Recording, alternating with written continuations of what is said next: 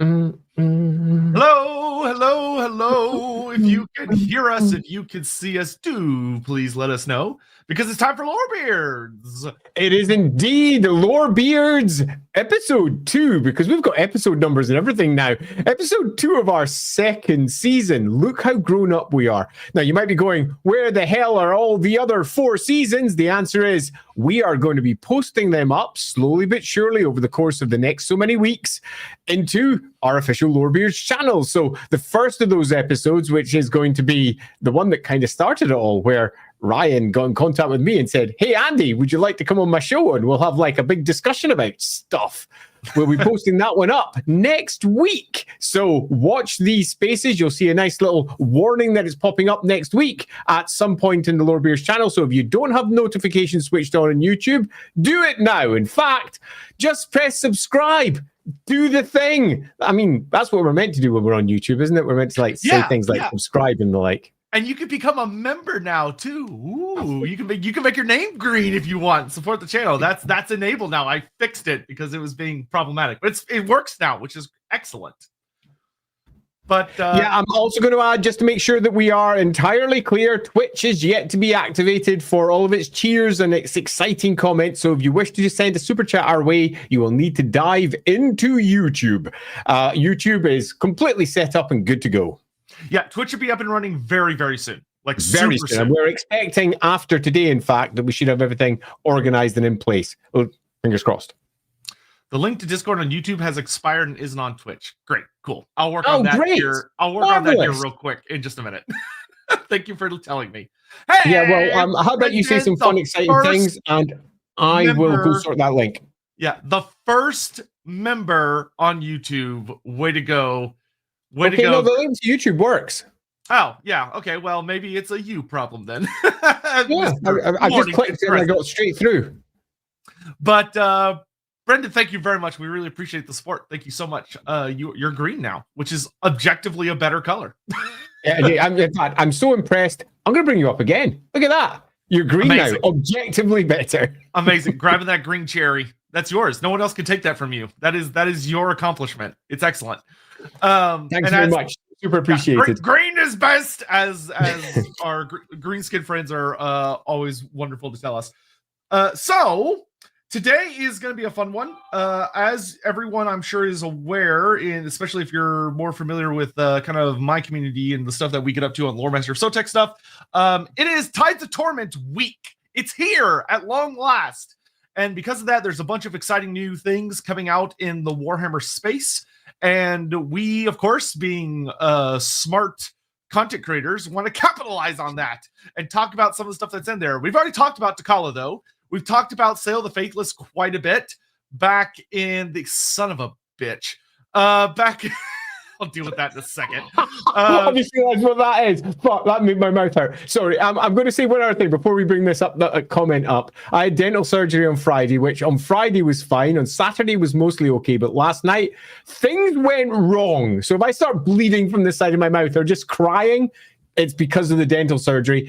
This time, it only cost £2,100.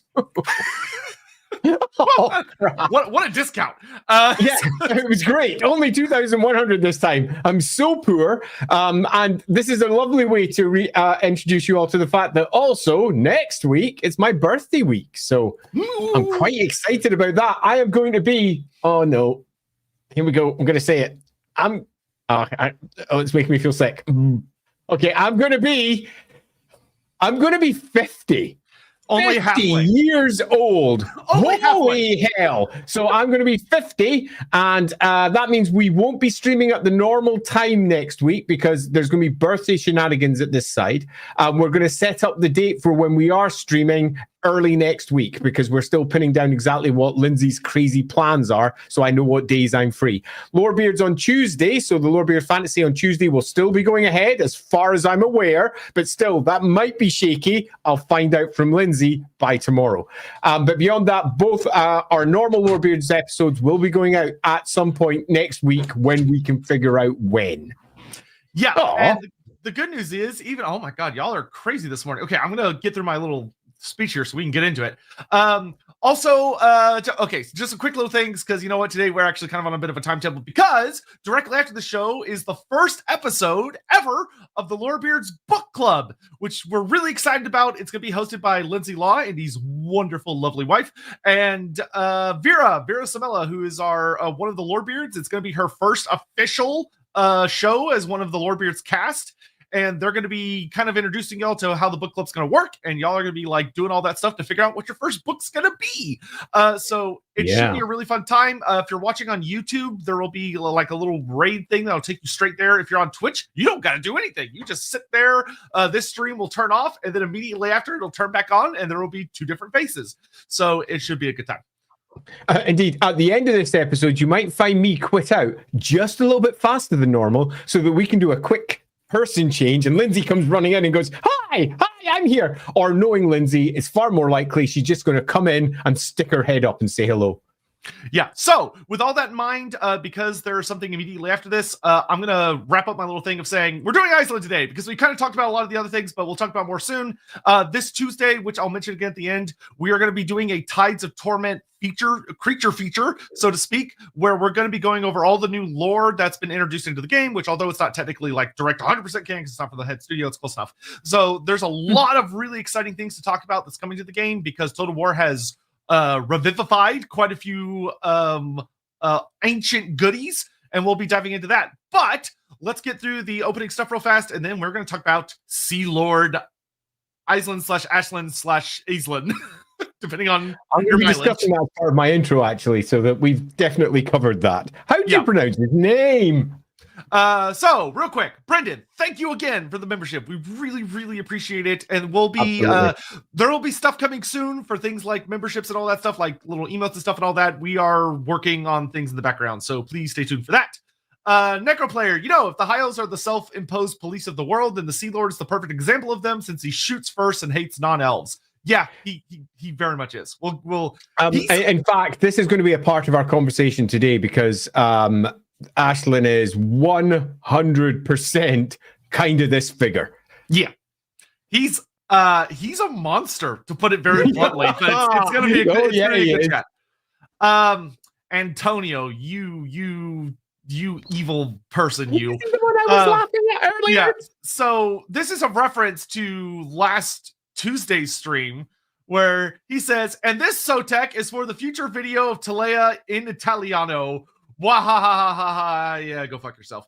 So I guess very soon, probably in December, we're gonna do a stream talking about Talea, where I will prepare a Google translated, it's gonna be Google translated, I'm gonna make sure it's terrible, Italian script that I will read from, and it's going to be horrible for everyone involved. So look forward to that, I guess. From there, we've got Jaunty Scarecrow. Thank you for becoming a member. Really appreciate it. Elemental Exposure, thank you for becoming a member. Super appreciate it.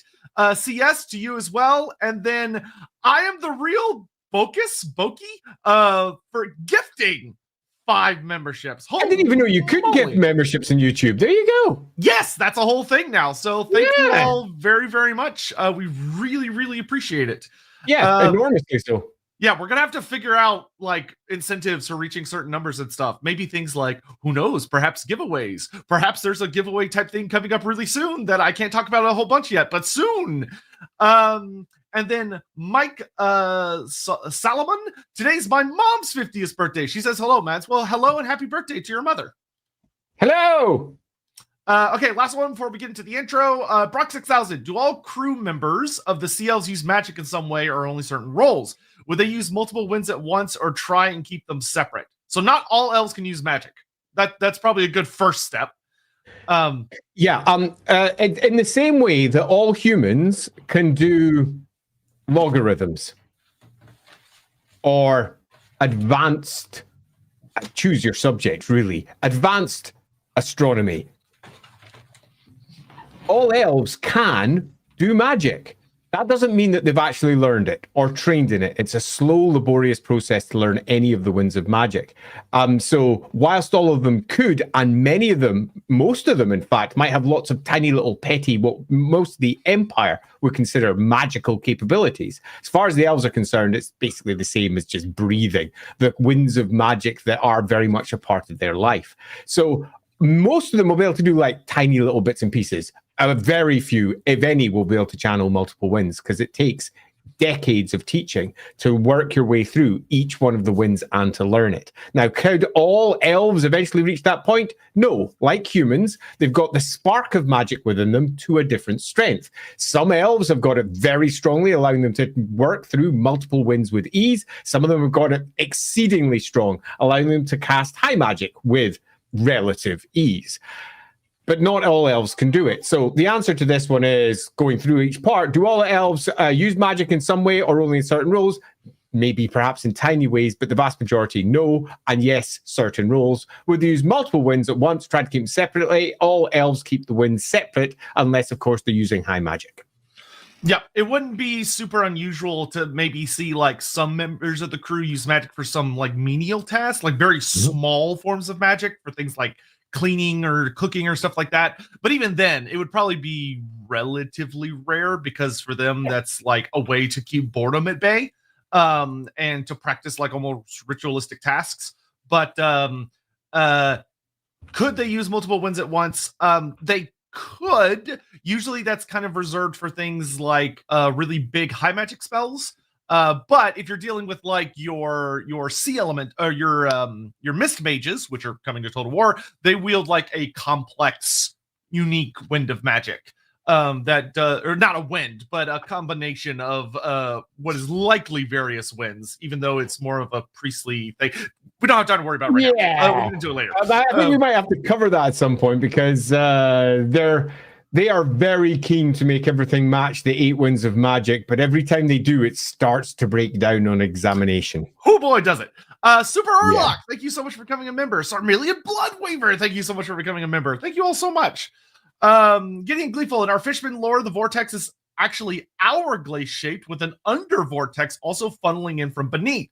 How possible is that in the real lore? I would say it's pretty damn likely, actually. Yeah, the only thing that would potentially undermine this is that the flows of magic that go across the land, so let's say our top part, they all go into the ocean and flow through the ocean and then flow back up into the network that's around Ulthuan. So the current model that's been described is that they go flying across the land and through the land in places, go through all of the ancient geomantic web points that have been repurposed into the waystones. They fly over towards Ulthuan, often going down through the ocean and across the ocean and then in. But there is literally nothing saying that something similar couldn't have happened down below, because after all, it's a single focal point that everything goes flying towards. And the mages that are there spiral it down towards them to ensure that it's just not all just one tumultuous wave. Basically, it's control. And the elves who are doing that control, there's magic coming from underneath as well as from above and to the sides. That all has to be somehow channeled into the vortex. And the easiest way to do it would be to also have a second one beneath. So you could easily add this without contradicting almost anything. And not only that, it would kind of fit better, particularly if you're wanting to go into the what's happening down below. Yeah, because there's a lot of magic in the oceans and in the earth and all sorts of other stuff beneath. Okay, last one before we gotta get to intro. Grim Isaac. So I recently read a fanfic where true to mythology Thor from the MCU ends up in Norska. Could we have a what if where we bring an earthen god to their Warhammer Fantasy counterpart like Vulcan to Talea? That is a hypothetical. We already have various earthen style gods and also Smith style gods also. And also in and around Talea as well. So I'm not really sure if that's much of a what if. That it would only really be a what if it became a dominant god. Yes. Because more gods than you think from our world have found their way in various fashions into Warhammer. It might not be super obvious at first, but they are there. Yeah. All right. Totally. And from that, we need to get up and running. So should we go into our intro then? Yes, sir. Intro. the High Elf Sea Lord. Where do we begin? The first place I'm going to begin is the obvious one, which is, how the fuck do we pronounce his name? Is it Aislinn? Is it Aislinn? Is it Aislinn? Is it something else? And the answer to this is, there is no correct answer. It's Warhammer. Fuck off, it's made up. But there is also a correct answer, like there is for all Warhammer things. And that's often by referring to the author and saying, hey, Mr. Author, what was your plan? How does this work? Now, this would immediately make you go, so, Andy, you're about to go back in time to where the character comes from, aren't you? No, I'm actually not. Instead, I'm going to go back in time to where the name comes from, because Aislinn is a name. Aislinn is a well-known name, like Sean is a well-known name. We don't pronounce Sean, Cian. Or like, for example, I don't know, Siobhan is a well-known name. We don't pronounce that. So Soyabayan or Soyabivan or however else you might want to pronounce it. Aislinn is an existing name in the real world. In fact, it's a very well-known name from over in Ireland, at least in terms of its roots. It's pronounced Aisling in the original form. Aislinn is what comes afterwards, and there's a whole bunch of other derivatives as well. There is no Aislinn. Aislinn is not a name in the real world, but Aislinn is. 100% is. It's all over the place. And hilariously, whenever it gets used in a novel, you tend to find that all the fans pronounce it wrong until one day the author says something like, oh, and that character's nickname is Ash. And everyone goes, wait, what now? How do you get that from Aislinn? And then everyone realizes, oh no, when they do a quick Google search, that the name is pronounced Aislinn. So where does it come from? So Aislinn is, loosely speaking, a pretty old name of Irish descent, a good 300-400 years old, and it originally comes from a poem where Ireland itself is effectively compared to a woman, Aislinn.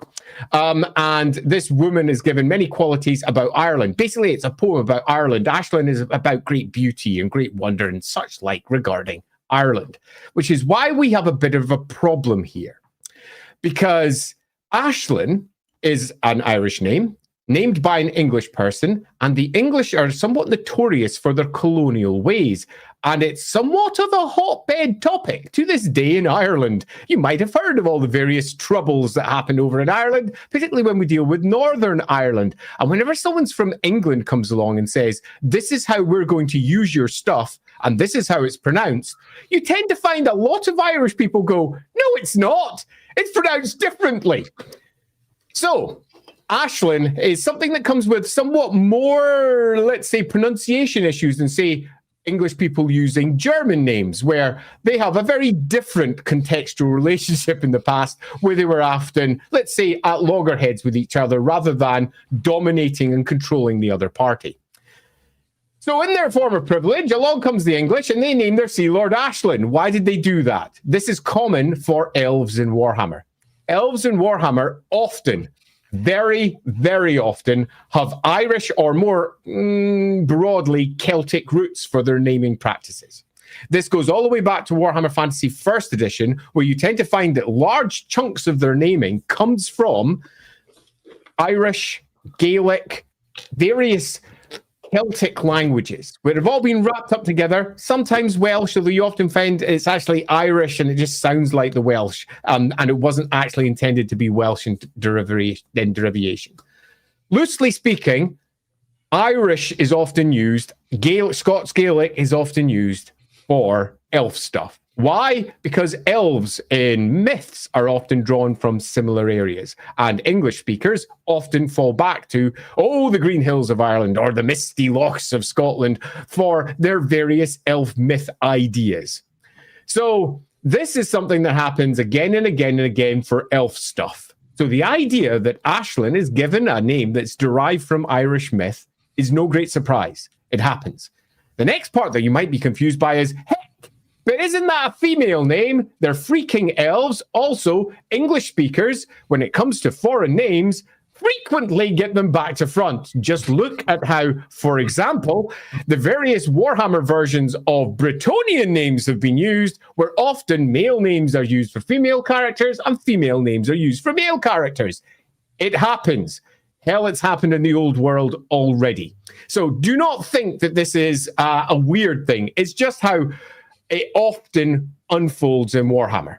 So, is there a correct way to pronounce it? If we're using the name and being respectful of its source, yes, there is. It's Aislinn. That's just the name. It's Aislinn. There is no other way to pronounce it. We don't get a character called Sean and say, Cian. It's Cian. It looks like it's pronounced Cian. I'm going to call him Cian because he's called Cian. It says Cian in the book. No, his name's Sean. What the hell are you talking about? No one pronounced Sean as Cian. Only idiots do that. Aislinn is a slightly less well-known name, so it would be unfair to call everyone who calls it Aislinn an idiot because it's just not well-known. But it would be fair to say, do take a check about how names are pronounced first. So Aislinn is probably the way it should be pronounced. But it's English speakers, not Irish speakers, or indeed anyone who bothers to do a single Google search online about how to pronounce the name that are using this name. And they are using it often as Aislinn or Aislinn. And if you wish to do that, feel free. I'm not. I just can't. Why can't I do that? Because I'm Scottish. And in Scotland, we pronounce the name Aislinn. We don't even think about it. We just see that name and we're like, that's Aislinn. It's Aislinn. Games Workshop goes, it's Aislinn. Because they're English speakers from England. And they're like, no, what? No, that's not how you pronounce it. What are you doing? You're going to try and tell me that Loch is pronounced Loch next, aren't you? Oh, you are. Okay, fair enough. Right, gotcha. A classic example of other people trying to tell you how to pronounce your own words. And this is an example of other people attempting to pronounce a word and they're doing it incorrectly. But if you want to pronounce it incorrectly, it's not a problem. Go for it. I won't be. Sotek might be. It's entirely up to him. I'm going with Aislinn because I feel that it should be Aislinn, because when I first saw it in the 6th edition book Storm of Chaos, all the way back in, oh God, this is going to push me, 2004. I hope it's 2004. Someone check that up. Back in 2004, I went right. Immediately, Sea Lord Aislinn. Everyone I talked to said Sea Lord Aislinn. It wouldn't surprise me, though, if Gav Thorpe, who wrote the name, just looked up some fun, cool Irish names, went, oh, that one looks nice. Aislinn. I'm going to have to ask him. He's going to say, no, my best friend's called Aislinn. Who knows? Use the name, and he might pronounce it Aislinn for all I know. And if he does, then enough power to him. I can't do that. So Sea Lord Aislinn, where does he come from? He comes from, originally, the Storm of Chaos, which gives him a really, really dubious beginning.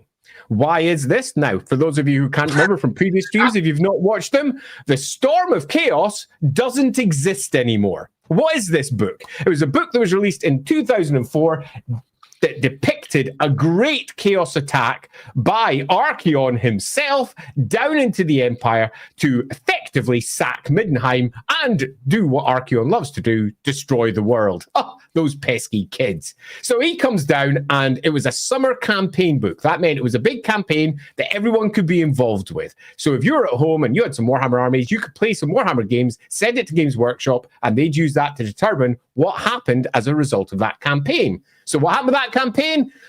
Well, Chaos had their asses handed to them handily. They were destroyed. Archaon was a complete loser, and Aislinn was a part of that campaign, but it was a tiny part. Aislinn is pretty much relegated to a last page entry where it goes, oh yeah, the High Elves are about, yeah, because we need to include them in the campaign. So yeah, they've sent over Sea Patrols, woo, and the Sea Lord is leading them, woo, and he's just Prince from the High Elf army list. So just use Prince stats, and we'll give him a special rule with a little bit of detail. And that little bit of detail was, this guy's a dick. He's an asshole to play against. He's the worst. He is cruel. He cheats. Cruel. And he uses a special type of water mage, a misty mage, or a sea mage, and creates great mists. And he comes out from those, and he swarms in massive assaults that are often mighty ambushes. That turned into a special rule in Warhammer that allowed him to have an extra shooting phase at the beginning of the game. Basically, his ambush. It's a bit rubbish. In fact, I'm going to go further. It was really rubbish in comparison to the description, which was pretty awesome. Banks of mist rising up. No one can see anything. The elves ghost out of it. Blades in hand. No. They just do a couple of extra shots. You say that, but it's not so when your Stegodon is dead before the game even starts. I think that's always brilliant. Because who likes Stegodons anyway? How dare you? Not to I laugh paid at you. 200 points for that monster. Anyway, go on. Yeah, quite. So we've got ourselves a dubious start because as 6th edition progressed and Warhammer Fantasy Roleplay 2nd edition was released, the Storm of Chaos became the core of those games. However, when 7th edition came along, they went, having Archeon having his ass handed to him is a bit shit. In fact, that summer campaign didn't land very well, did it? So out with all of that. Let's just forget all of that happened. And every single fact dropped in Storm of Chaos was decanonized. That's a classic way of saying, let's ignore that book. That book never happened. I remember the day I was told this.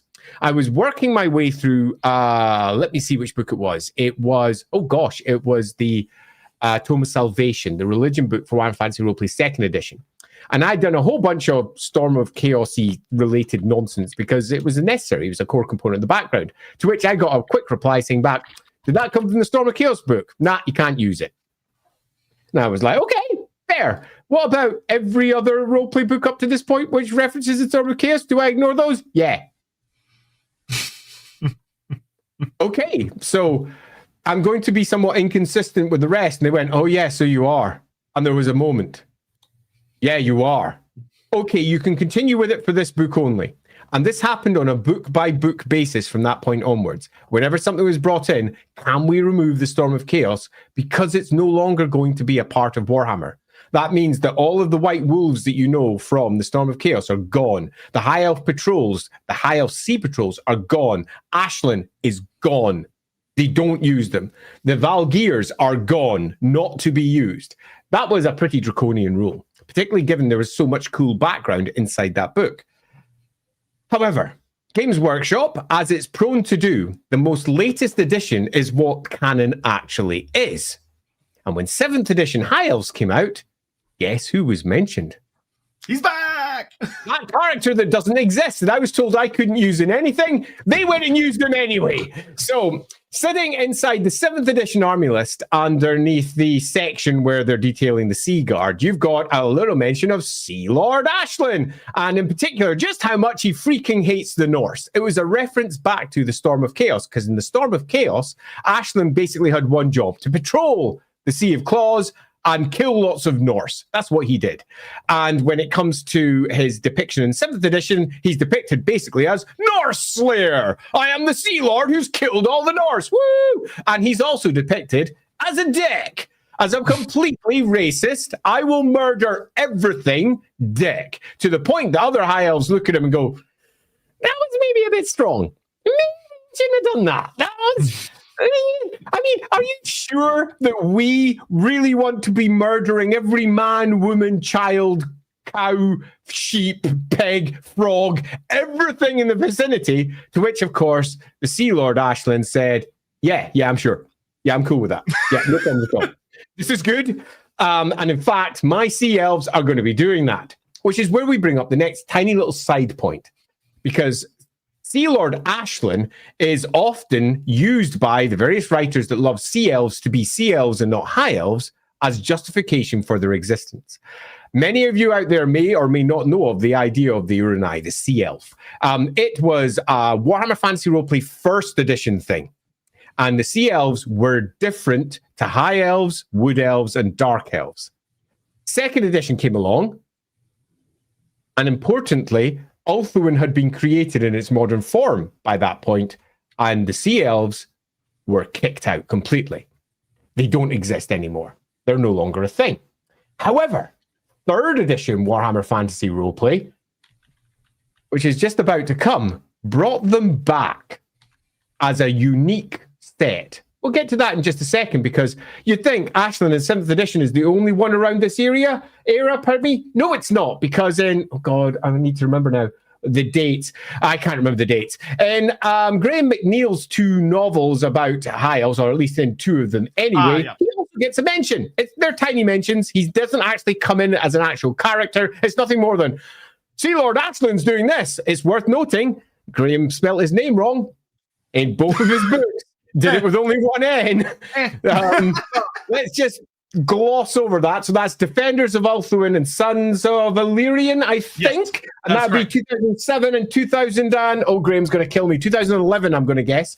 Okay, so that's when those 2 books come out. And during that era, we've got the Sea Lord basically being responsible for all of the High Elf fleet. He is the man who rules the seas. In many respects, consider him to be like the High Lord Naval General. That's his job. It's consolidated. It's now in multiple books. Later books never contradict this general point. He effectively is the king of the sea elves, if you wish to use such a thing. So when 3rd edition came out and said, yeah, sea elves are a thing, you and I are a thing, yeah, sea elves, because we hired some Warhammer Fantasy Roleplay 1 writers, and they brought them back. And they used their Warhammer Fantasy Roleplay 1 knowledge, they adapted it into the current one, and I'm cool with that. Works really well. And their basic line was that all of the outer kingdom elves, so basically imagine Ulthuan, the realm of the High Elves, is a big donut. So all the people who are on the outside of the donut, not the inside where the hole is, they are basically sea elves if they take to the sea. But only if they take to the sea. If they don't take to the sea, they're not sea elves. But if they do, they're sea elves. Anyone from the inner kingdoms, they're never sea elves, even if they take to the sea. It's an interesting distinction. Doesn't make an enormous amount of sense, because it's basically the elves who are on the high seas, sure. Does that mean we have sea humans? Should we make sea humans? By their distinction, yes. Yeah. We should. Fishman. Fishman. Yeah. Sure. Let's make sea humans. We've got sea humans now.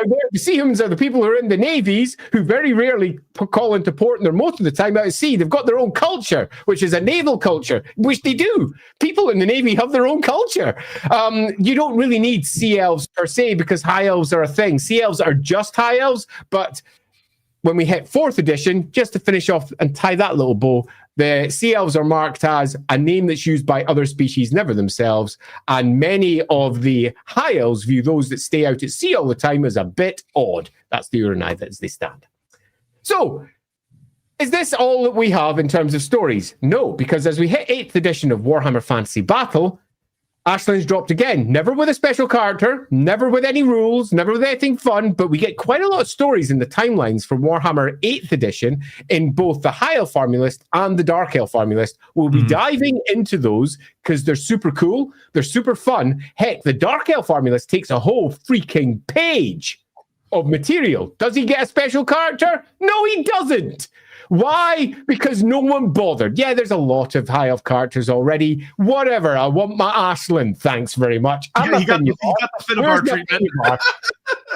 Let's not get too caught up in all of this. Now, normally, this is where I stop in all of my history lessons about various books, because Warhammer comes to an end in 8th edition.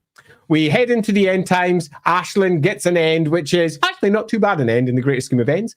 Aislinn dies. We're done, right? No, we're not. We're not at all, in fact. We're not done for 2 reasons. In fact, 3.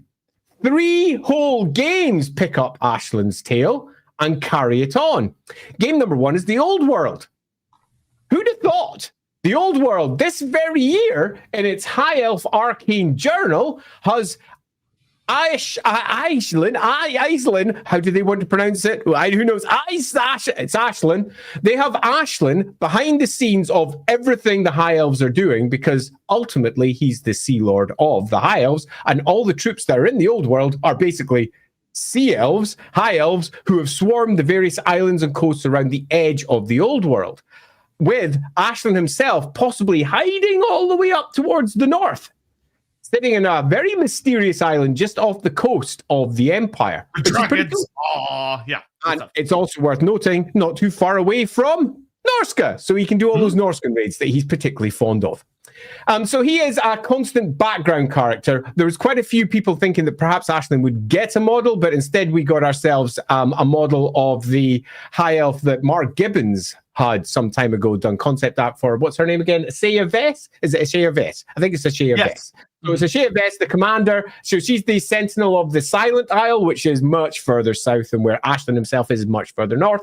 And that's all in the Arcane Journal for the High Elves. Great. Aislinn is still going. And it matches the original description where he's described as centuries old and having been in the job for a long time. And the old one was 200 years earlier. So this is all lining perfectly.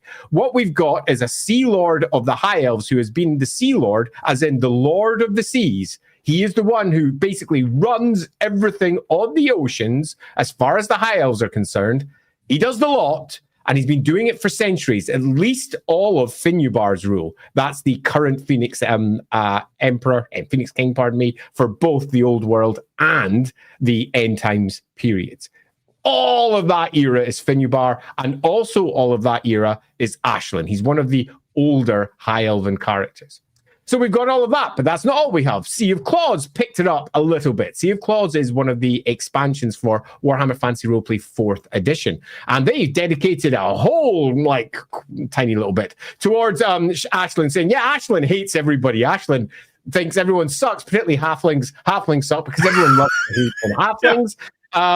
Because the number of halflings he's probably met in existence is maybe one. Nevertheless, that was enough for him to go, halflings suck! Probably because of the large amount of provisions they would eat should they be aboard a vessel. And he, of course, is all about being relatively close with the amount of food you need because, well, you're at high sea all the time. You're underneath his control.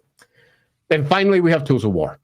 Total War, who just now with Tides of Torment has decided finally, we're going to get to see Aislinn.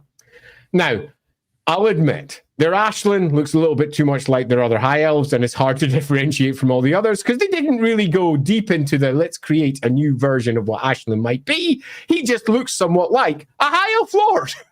I would love to say that he looks massively different. He doesn't, but he does come hand in hand with a whole bunch of freaking cool shit. Various elemental nonsense, lovely new magic for the high seas, all of which were hinted at in his very first description, all the way back in the Storm of Chaos, where even the merworms were a thing. They were all marked all the way back at the beginning. Effectively, all they've done is they've gone, that book, you know, the one that we've been told we're never allowed to use. The mid-2000s. Everything in that book we have brought to Total War. So he's almost gone full cycle. From the beginning, he was created with very little detail, but enough that Total War has gone wild with him at the end and has created something that I think looks pretty freaking awesome. So we've got quite a bit to discuss today. We've got what does it mean to be Sea Lord of the High Elves? We've got what are his primary stories? What cool things has he done? Who is he? And is he, in fact, as much of a dick as his reputation suggests? Well, he's a High Elf. And the High Elves think he's a dick. So if you know anything about High Elves, I think you already know the answer. Yeah. Yeah, there's no Geneva Conventions, but there really should be Aislinn Conventions. Because we'll get into that. All right, we're going to get caught up on Super Chat stuff real quick, and then we're going to dive into stories. Sean Foltz, of the new DLC, which faction is Andy's favorite? So if Andy, you had to pick between Norska, Slaanesh, and High Elves, who are you going with? Oh, that's hard. Dakala. I'm going with Dakala. Fair, very fair pick. Oh man, we're gonna have a chat about her on Tuesday. Alpha Lokir clears him, nods and drinking. We'll talk about the Lokir duel because it's actually a lot more interesting. We're gonna be talking about that one. We'll get into that. Promecia, greetings. Side question: why? I'm assuming there's a dozen that's missing here. Why doesn't any Oathwani city other than Lothern produce a naval force? They do. Lothern's just the most famous one. Lothern is by far the biggest. It's noted in multiple books as being the most prosperous of all of the Elven princedoms, and it's also enormously bigger when it comes to the overall navy. There are other navies, the various, all of the kingdoms on the outside of the donut, so to speak, have got their own navies. Although the navies of Torre Ves are almost nothing nowadays, probably just a few fishing boats. Having been mostly eaten by Grom and never really replaced themselves. But yes, all of them have their naval forces. And it's worth noting as well that so far as the elves are concerned, there's really only one Sea Lord, and that's Aislinn. While there might be others that may pop up at some point, Aislinn is basically king of the seas. Acne Zebra, I wait for Andy's pleas on pronunciation while Turin gushes about Kara Dryan of the Phoenix Guard. Yeah, you know, us Americans have a reputation to uphold of butchering every pronunciation we come across, and we're proud of that tradition, it seems. Yeah, coming from Scotland, I do tend to be a bit more vociferous about certain pronunciations than I might be about others, but Irish, Scottish, Welsh pronunciations always bug me, because it's almost always England that's the source of the bad pronunciation, and they attempt to say that we're doing our own languages wrong. Classic England. Necroplayer, a bit of Ashley being a female name reminds me of Ashley being a male name back in the day. Ash sounding names seem perfect gender neutral names. I would agree. Yeah, I completely agree. And I think it works really well because it's speaking to, as a root name, the island as a whole and its great beauty. So I think it works particularly well for either. Gideon, do you think Ashlyn would get along with Emmerich? No. They have very conflicting personality types. Emmerich, every elf that does not live in Calador probably hates Emmerich when they have to deal with him on like a social situation, because his arrogance is earned, but it's also obnoxious. And Aislinn is someone that he is much more like, you know, he's kind of one of those, like, he's like the ocean, where he's a very calm, quiet man that has a deep, dark, terrible personality beneath it. They would probably irritate the fuck out of each other. In fact, they might go beyond. If they were actually together, it's very possible they might end up in a fight and one might die. It's that bad.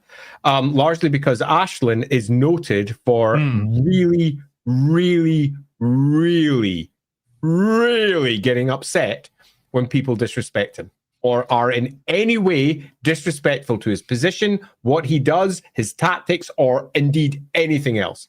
And he quickly turns to duels to resolve the issues. He's noted for having had several duels, and he is noted for taking quick offense over multiple issues. And it's very likely if Emmerich should push, he would just call him out in a fight. And Aislinn is also noted for being exceedingly skilled. And also, apparently, a dragon rider. So, you know, Emmerich doesn't have many enormous advantages here.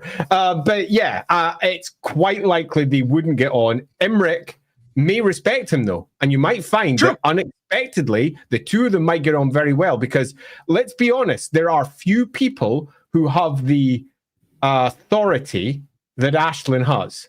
That's possibly the princes and the princesses, I suppose, but they're generally called the princes of Ulthuan, and very little else. The head of the overall Shining Host, Tyrion. The head of the navies, Aislinn. Who else has got this extreme position? The head of the Tower of Hoeth, Teclis. There's very few who have got this much authority in Ulthuan. So it's quite likely he either get on with him relatively well or just hate him.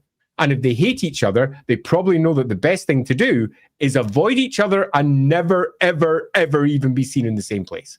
Because they'll be aware of how much they hate each other from previous years. As far as I'm aware, though, Aislinn's probably the older of the two.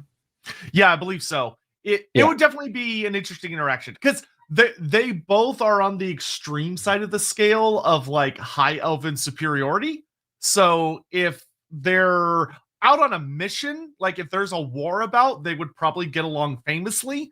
But if it's anything more genteel than that, like it's more of a diplomatic situation, I mean, Aislinn, as we'll get into, is notoriously shit at politics, whereas Emmerich is generally much better at politics, even though he's an ass. So he's not a politician. He's a general. That's not quite the right thing, really, is he's an admiral. Yeah. He is a man who goes to war and is good at that. He very much doesn't like the politics side of things. Yeah. CS, my nick is actually read with a J than a English C. So JS is the right. JS? JS? Oh, I don't even know how to get it. Shrug. One of those. It's very hard to communicate pronunciation over text. If you could make that phonetically pronounced, I'll see if I can catch that, because I'd really like to pronounce your name correctly in future. Sort of the Great Games Workshop are known for this as well. When they get their names wrong themselves, they often rename and reassert how things should be pronounced later. The most common place this is generally found is in German names, when they've been pronouncing it one way for a while, and someone says, it's a German word, it's pronounced this way, and they very quietly just go, oh yeah, and then just pronounce it the other way from that point forwards. Yeah. Starting with the Great Hard Rat, a bit off topic, I know, but often say that each coming of Never Chosen is really an end times and usually get some resistance from others. Thoughts? That is how they should be written. Yes. Indeed, and that's very much what they are. It's the end times have come, but is it going to be the end this time or the next one? I think that's fair. Yeah. Grim Isaac, in relation to my What If Super Chat, what about Tiamat from D&D or IRL? In the Darklands or Buddha in the Mountains of Morn, and yes, they dominate. Yeah, I mean that could be a fun stream to do at some point. Would be messing around with legendary figures from either IRL myth or really famous other scenes and seeing where we could put them. That would probably be like a good little fun side thing on its own. But we could one day. Pormisia, Matlan mainly has got servants among the Druki community, as I know. That's okay. Oh boys. So. Matlan is very, very, very strong among the High Elves and the Dark Elves. Yeah. Even though he is one of the Kithari, despite the goof in the roleplay book, which is just wrong, about putting him in the Kadai, which he's not. He's a Kithari. But there are many High Elves who don't have to deal with the ocean that find Matlan uncomfortable, because they know he's not part of the Kadai and they don't have to deal with him as much. So for them, they're like, well, he should be treated like the other ones and he should be kind of like not acknowledged as heavy. And the guys that live on the ocean go, oh, that's cute. You don't have to deal with him on a daily basis. We're not going to piss him off because that's stupid. And for the Dark Elves, it's surprisingly similar, where like if you're dealing with the Dark Elves on the land of Nagaroth, they don't care as much about him because they don't have to deal with him as much. It's the Black Arcs and the Reaver culture, the Corsair culture that deeply acknowledges him. So I would say the Dark Elves and the High Elves are equal, but it's their naval cultures who deal with the sea god, which makes sense. I'll go further. I'm going to call out the writers for misunderstanding this one, because most of the writers are only thinking about the battles that take place on land because it's Warhammer. And they forget that both the High Elves and the Dark Elves are naval nations, massively naval nations. They rule the seas in a way that almost no one else in the entire Warhammer world does. In fact, no one else in the entire Warhammer world does. The elves rule the waves completely. And whilst, yes, loads of people have got navies, some of which are significant, and many of them have got many tails, the Nipponese navy is apparently astonishing. Not that we'll ever see it. They'll probably, I don't know, have some sort of terrible name like Hyundai Mitsubishi or something. But because old Games Workshop. But the Cathaeans also have got a particularly impressive navy, but the High Elves rule the waves. Mathlan is arguably one of the most important elf gods there is because of this, because he is so massively influential. And the lack of writing that supports this is more indicative of where the focus of Warhammer is as a game, rather than indicative of what Mathlan's cultural importance would be if you did in fact consider all of High Elf and Dark Elf culture and how it would manifest. Yeah. To the second part of your comment of didn't this create a hatred towards Aislinn among the Esser since he was the Herald? The High Elves don't know for a fact that he is the Herald, or what it actually ends up being, the Avatar of Mathlan. They don't know that because he doesn't openly say anything. He just sort of shows up, and there are people that suspect the truth but don't know it for sure. But it would be better to, it would maybe make some people that have a really good indication of how the world works uncomfortable that more avatars are appearing. But that would probably be the only thing of the people that would be enlightened enough to really care. Those are the only, they would probably be more worried about the fact that, oh shit, there are more avatars showing up. That means things are about to go down. Like, why is Mathland picking an avatar now? That would cause much more concern than the fact that a high elf has one. Yeah, agreed. And I have no issue with this whole story. In fact, I think it makes a lot of sense, and I agree with pretty much everything that Sotek just said there. Not everybody knows. Just because you're an avatar doesn't mean it shows.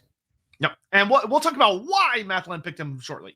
Yep. Lidor, for me, it seems the Sea Elf in modern lore is applied to the Elven colonies, even if they don't say Sea Elf. So there's, funny enough, the term has become, I don't want to say controversial, but confusing in like more modern lore because sometimes it's just refers to any elf that is naval. Sometimes, like back in first edition of the roleplay game, they go, oh, well, we're talking about the elves that live in Marienburg. Those are the Sea Elves, which would be a different culture.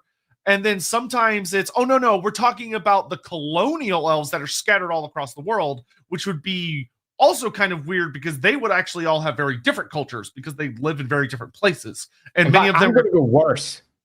They probably wouldn't, because there are too few generations. Not much has changed. That's true. You've only had 5 or 6 generations in total. Your culture doesn't change that much, particularly when you're in constant communication back with the original locations. Their cultures will stay broadly Althuani, for want of a better description. Now, might there be differences in character? There always is, because different people from different places are always going to have slightly different characters. Indeed, that's the case for the princedoms. But I don't think necessarily calling them out as being unique in any special way actually helps, because it makes it more confusing to understand what they are. And they are, in truth, high elves. They're all high elves.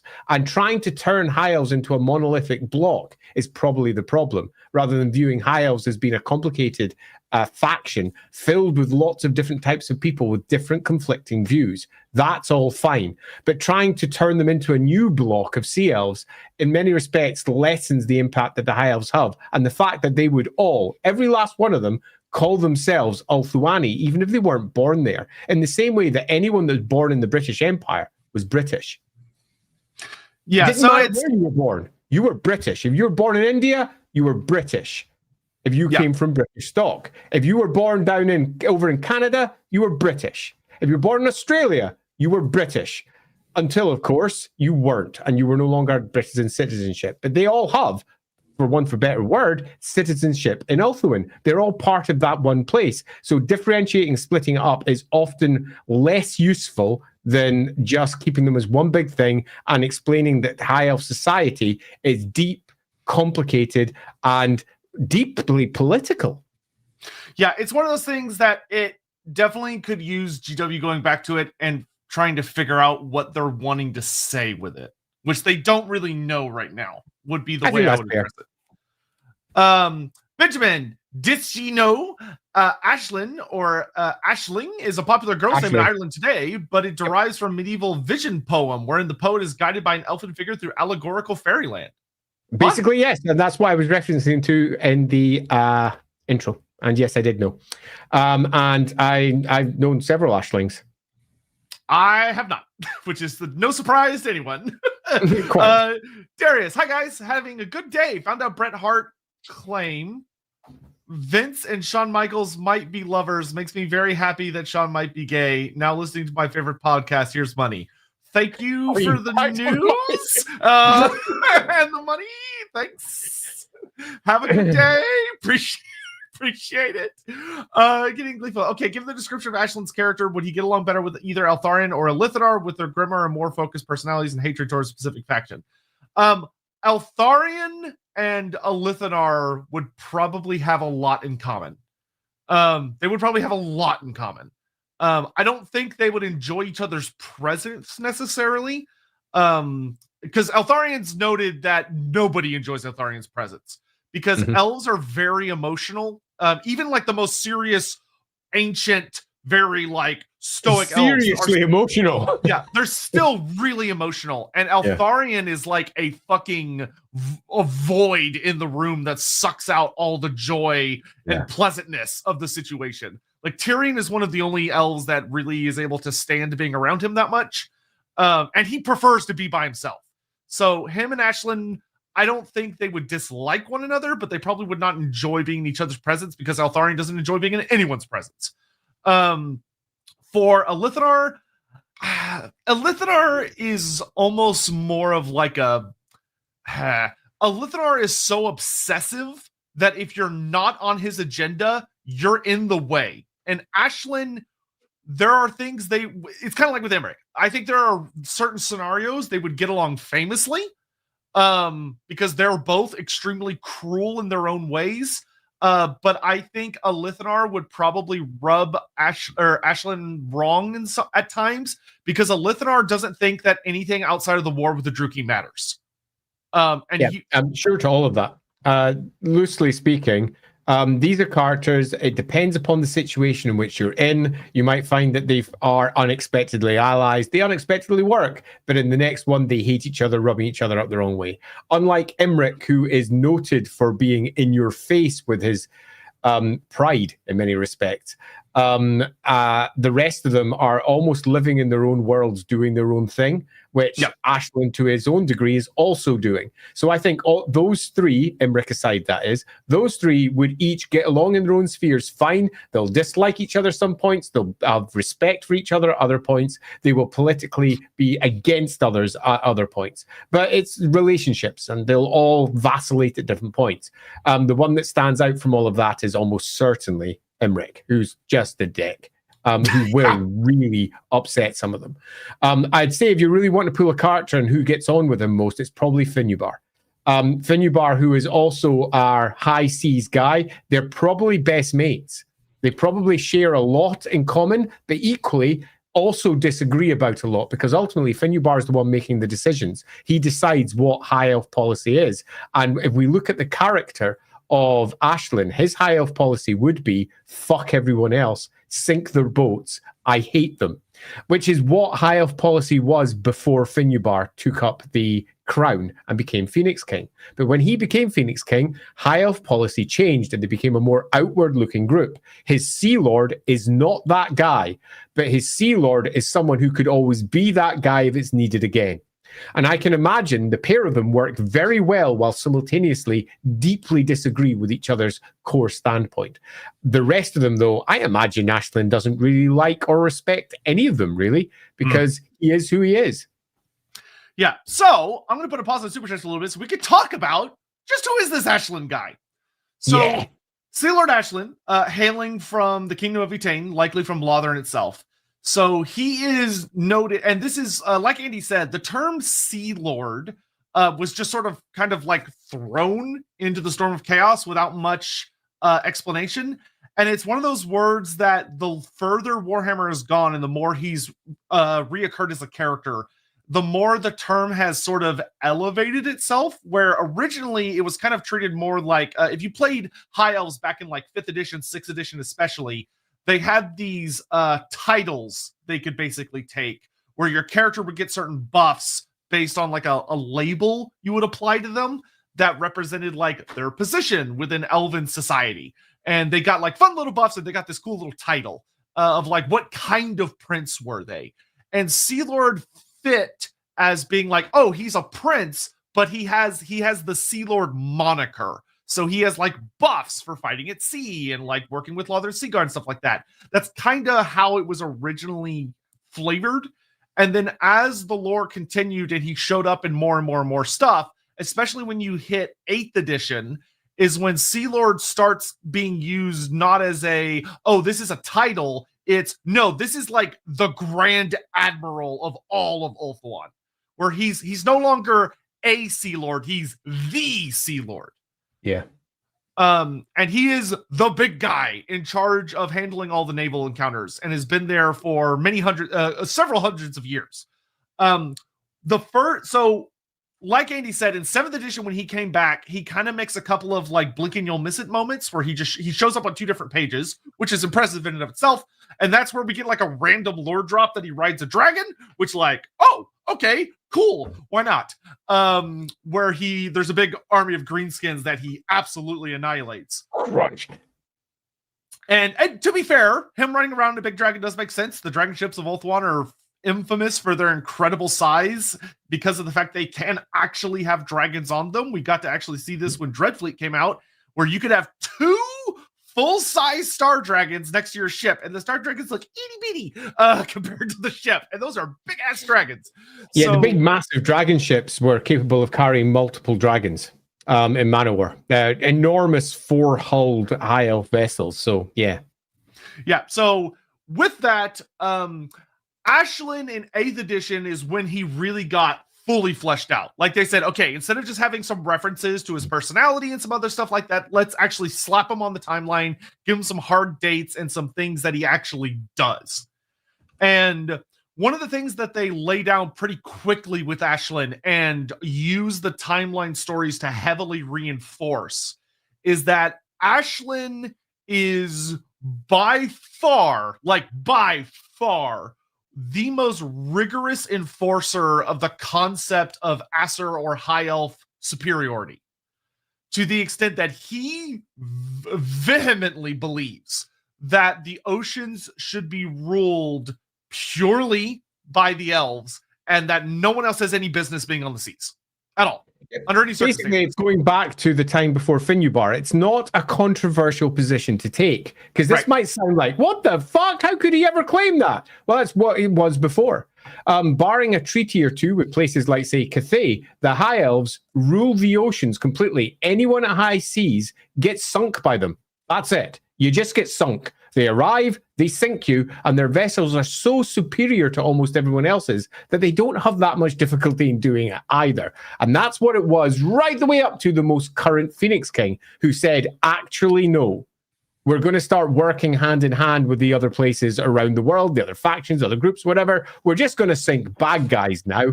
But, you know, what we define as a bad guy will change over the course of time. And Aislinn represents the old guard in many respects. Finubar represents the new guard. It's very likely if the Warhammer world hadn't blown up that they would have returned to that view. Yeah. And even if they weren't able to enforce it anymore, because bluntly, the High Elves are a slowly diminishing population, that doesn't mean that the core policy still wouldn't be any ship that goes to sea gets sunk by us. Yeah, so Aislinn's big thing that was established back in his original Storm of Chaos book that they brought up with him, and we see in the old world that he's been doing this for hundreds of years, is that Aislinn has a job that makes some High Elves very uncomfortable, which is that he sees humanity, to put it very bluntly, as literal vermin, and that they are an invasive, annoying species that breeds very quickly, and if they're not kept down, they will burst out of their territory and will invade high elf spaces. That is just how he feels about it. Like the same way you hear like farmers talking about rats getting into their crops, that is how Aislinn treats humanity. Of that, he despises them, and his self-imposed job, this was not something that was like handed down to him as, oh, you must do this. It was hey man, your job's to keep Ulthuan safe. And he said, okay, I'll keep Ulthuan safe. And the way he did that is Norskins and other raiding cultures, he goes to their lands and attacks them. And the thing you need to keep in mind with Aislinn is that Aislinn is not a like careful, this isn't like a typical high elf, right? When you think like a typical high elf strike at the enemy situation, it is normally a very small band of elite elves that go on some great epic journey to sneak behind enemy lines and cut off the head of the snake and do all that crazy stuff or reverse the ritual or whatever it is they're going to do. Aislinn doesn't waste his time with that shit. Instead, he goes to Norska and he looks for any village of Norskins that is close enough to the ocean that he can basically annihilate them before they know what's going on. He doesn't care if this is a Norskin tribe that's actually launched an attack. He doesn't care if it's men and women and children. He doesn't care if it's warriors or if they're chaos worshippers. He doesn't care if there's like imperial envoys there from like the Empire of Bretonia or whatever. He doesn't care if they're a peaceful trading people or a fishing village. They're vermin, and he exterminates them. And it's not even like normal glorious warfare. It's literally you will be minding your own business, working in, fishing or working. Maybe you're making a longship, or you're feeding your kids, or you're teaching, or you're training.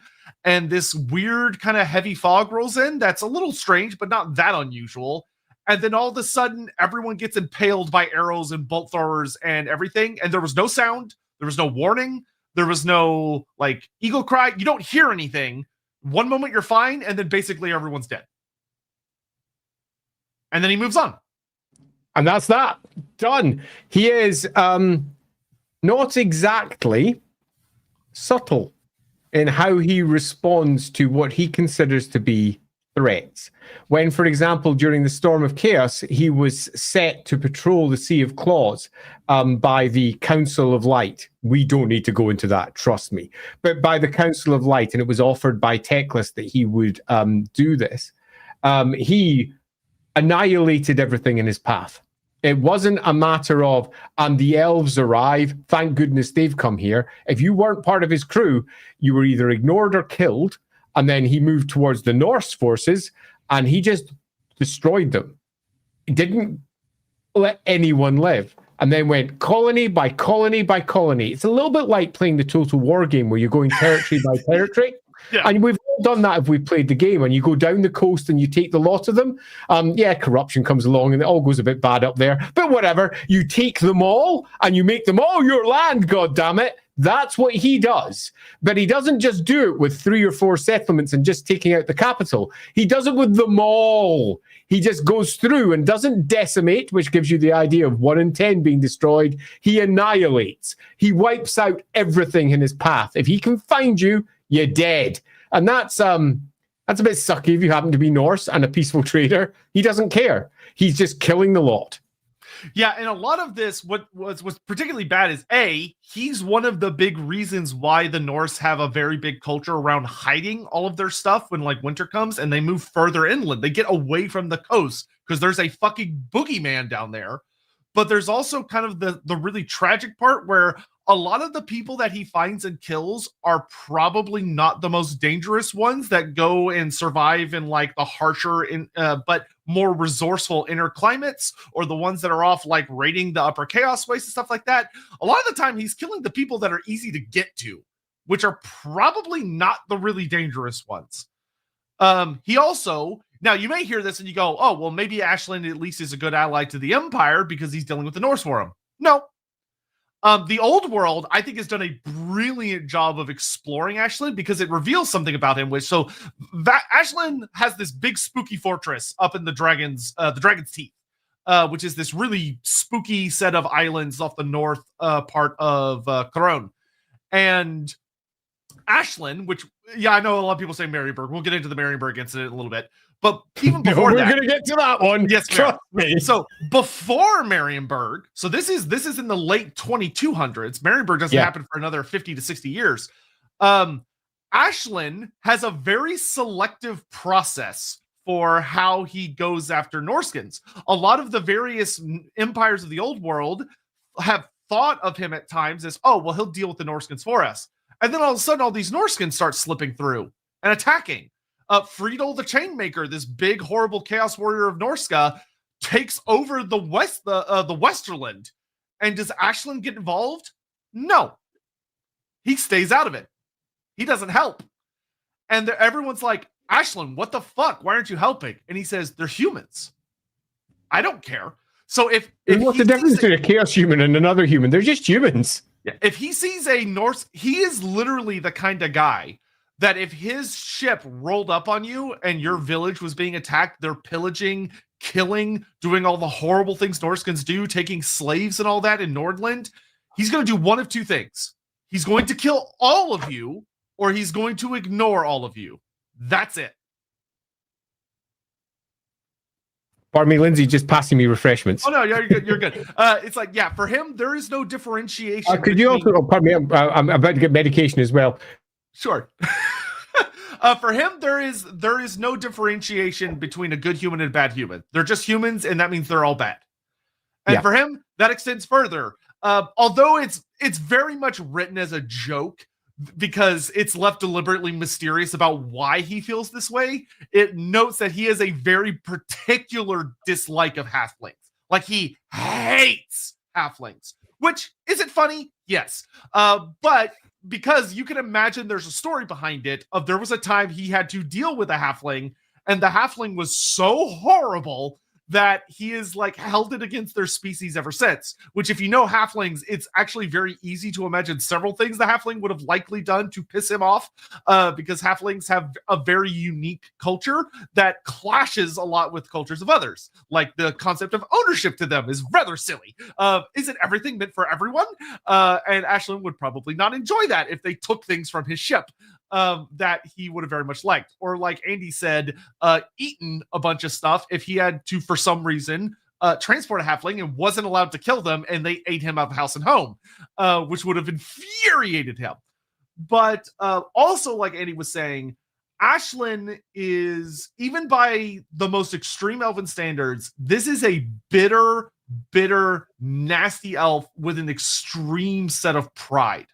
There are very specific notes that he has in the past, through not intentional insult, but like cultural accidents or slip-ups of the tongue, or just not the most diplomatic of care, has dueled and killed humans and dwarfs very casually over perceived slights.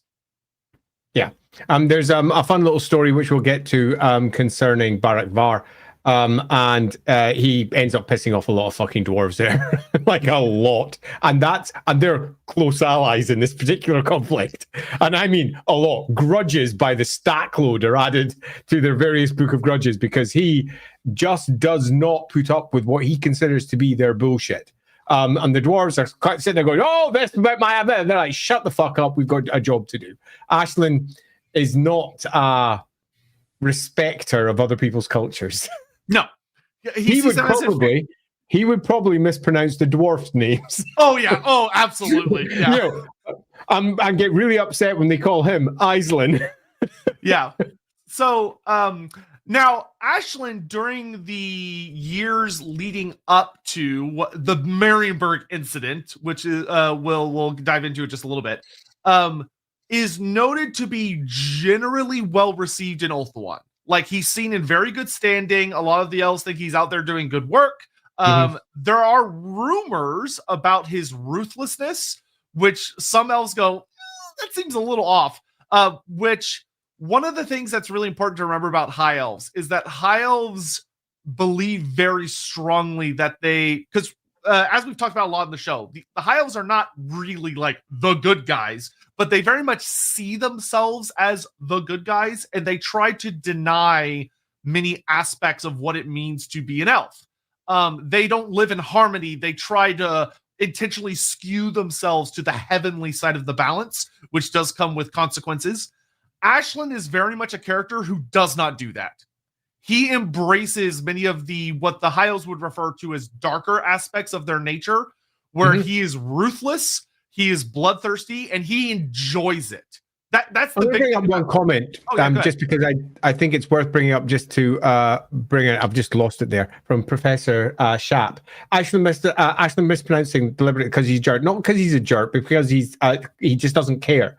If he's corrected, he'd probably pronounce it correctly, but he will piss everyone off in the process. And dwarves are notoriously prickly and very easy to piss off. He isn't actually, from his own perspective, a jerk. He isn't. He just doesn't think that anyone is up to the high elves' abilities and capabilities. He does respect individual dwarves. He respects lots of other individuals out there because of their capabilities and the things they can do. But I reckon in his entire life, he's never met a human, not one, that he genuinely thinks is worthy of respect. Other species, perhaps, the classic elder races, as it's sometimes described in some books. Yeah, they might catch his interest. Of his own species, sure, lots that can be respected there. But when it comes to things like humans, just no. By the time they're reaching the point where you might consider them to be worth talking to, they die of old age. Yeah, and I'll note because I see the follow up. A jerk is someone who doesn't care. There is a difference between someone like Emmerich. Emmerich likes to be inflammatory because he enjoys needling people and he enjoys being mean, essentially. Which he doesn't. He has no interest in that. Aislinn doesn't care, which is different. Like it's like imagine an adult that hates children having a child try and explain something that is kind of doesn't make sense because it's like a weird little childish hobby to that adult. And they just don't care at all and just brutally trample it, not because they're trying to be mean, but because they just don't give a shit. That's Aislinn towards everybody else. Yeah. Well, all non else. Yeah, it's difficult to categorize it as not a jerk because many would describe it as a jerk. But by that, I mean, he's not going out of his way to upset people. He has no care if you're upset or not. That's the difference. And if you are bothered by his mispronunciation, he will probably change it because, you know, he prides himself in getting things right, doing things the correct way. He has no concern at all about what you think. It's more of an internal thing about what he thinks. The greatest judge of him is himself, no one else. And on top of that, you then add the character that probably is friends with Finubar, probably is friends with various other individuals as well. He's a Lord Admiral. He's not an idiot. He's not friendless, but he is ruthless. And you'll often find that the most ruthless characters in history are often the ones who have unexpectedly some of the best family lives. And you're like, what the fuck? Where did this come from? How could he be so good here and so awful over here? So there's almost certainly other aspects of Aislinn's character which should be explored by someone at some point. But I think we can say for certain when it comes to his military character and his on-the-job character, he is just almost the worst of what many people think high elves represent, because he genuinely believes he's better, and to make it worse, he probably is. Yeah, he is we'll get into the specifics of the story, but he is an almost incomparable duelist. Like, he is an incredible duelist. But we'll get into that in a little bit. Let's get caught up on some super chat stuff, and then we'll dive into the Marienburg incident. We have to do that one. Yeah. Avani DK, greetings, Lords. As we have now started our 5th season, are there any topics you've covered that you feel you want/need to revisit? Malekith, for sure. We really want to revisit Malekith, and we also want to revisit Nagash. Nagash in particular. Yeah, definitely worth calling out. Yeah, which were our first two.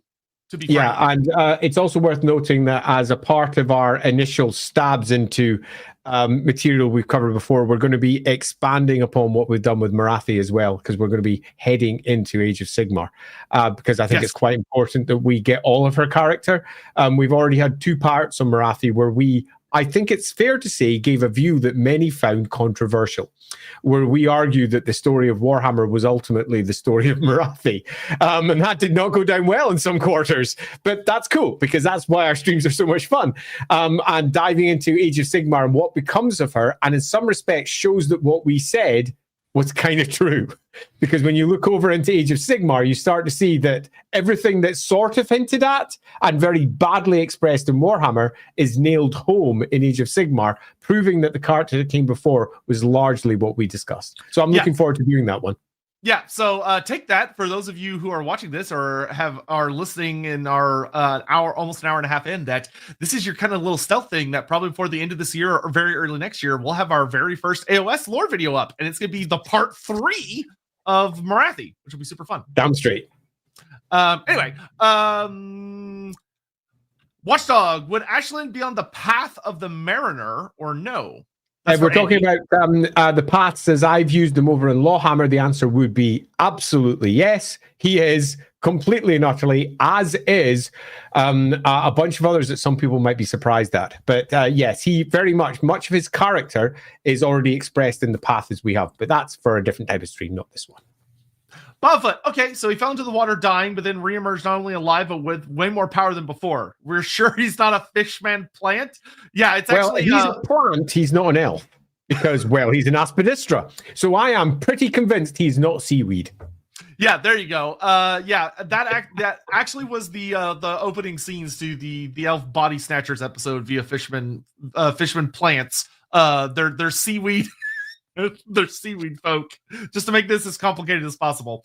Dominic Lynch, hi. One, thoughts on Dispatch. I haven't played it yet, but from everything I have seen of it, it looks incredible. It looks like a very well-written story. It looks really fun. Two, have you reviewed Heroes of Terra Player's Guide, as I'm thinking of buying it? I don't know what that is. Oh my god, I'm so out of the loop. What the fuck is that? Yeah, I've never even heard of that. Hey, Dominic, I'm really sorry. If you could tell me what that is so that I can educate myself, that would be marvelous. Yeah, and that might be a great question for Vera, who's going to be on the board, the book club stream after this one, because she's all up in just in 1 hour and 40 minutes. We'll be talking books. Getting gleeful, slight pushback to Andy. There were only a few generations between initial colonization and the beginning of independence in Australia, by which point they saw themselves as Australian.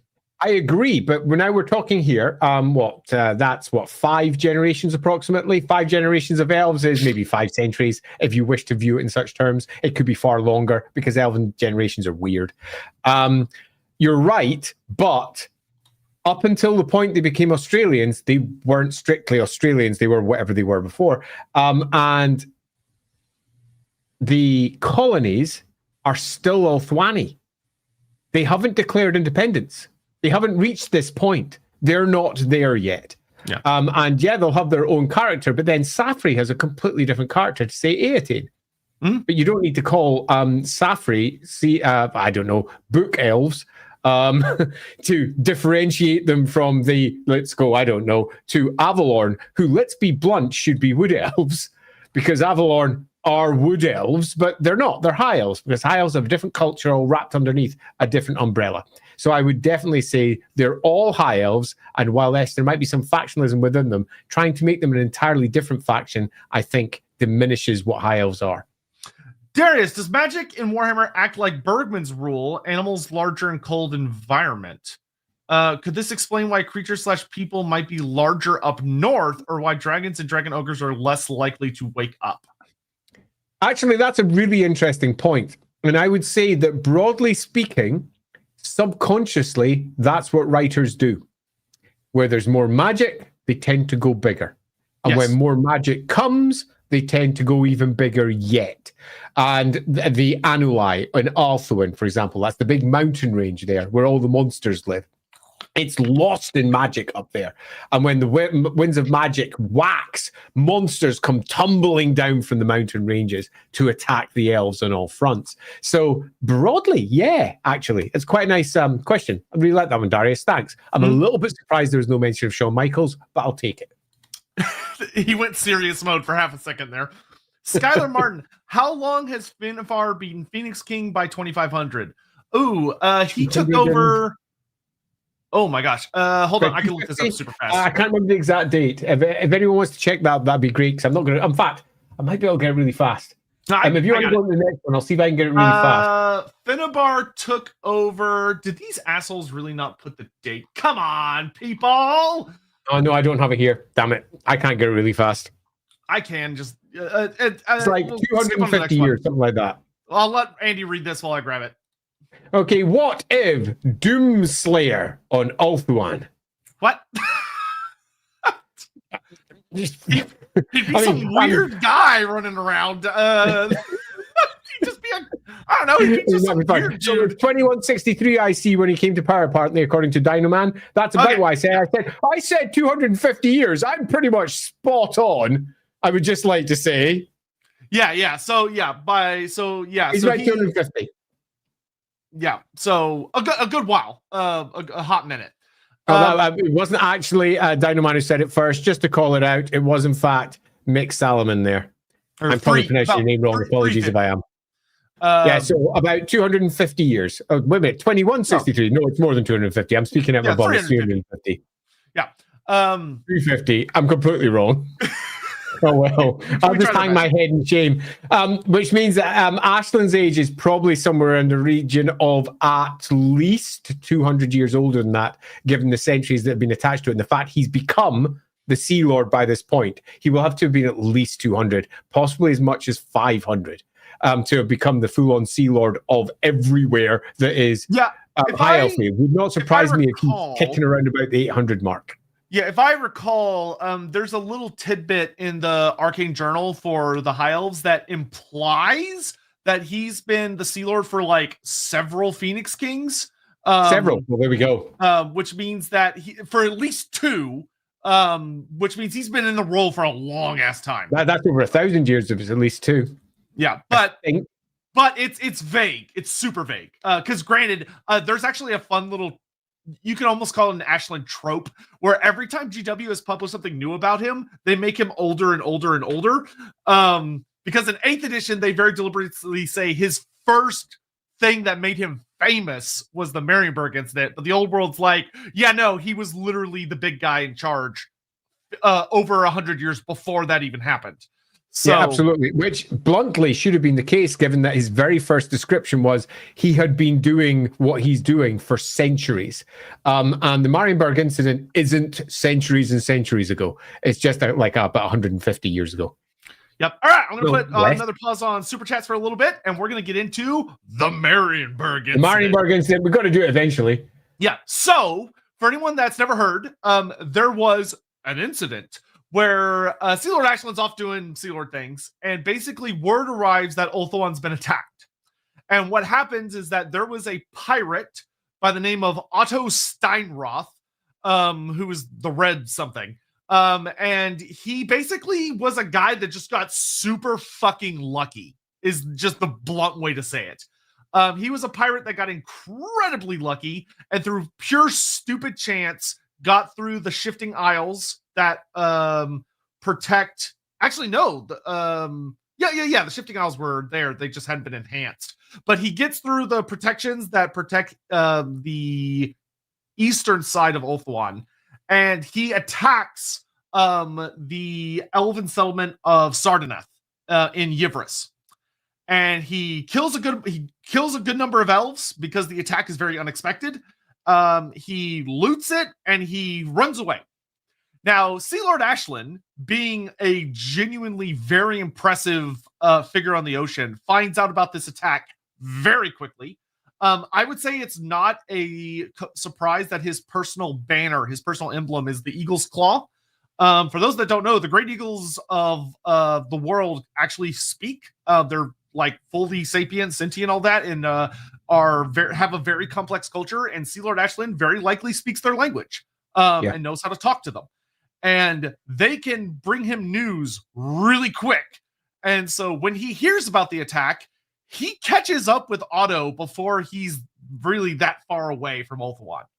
But he doesn't attack him immediately because Aislinn is so incensed by the idea of humans daring to defy Ulthuan that he decides he's going to make an example out of this guy. And he waits. So he uses his mist to basically hide his army, and he just follows him.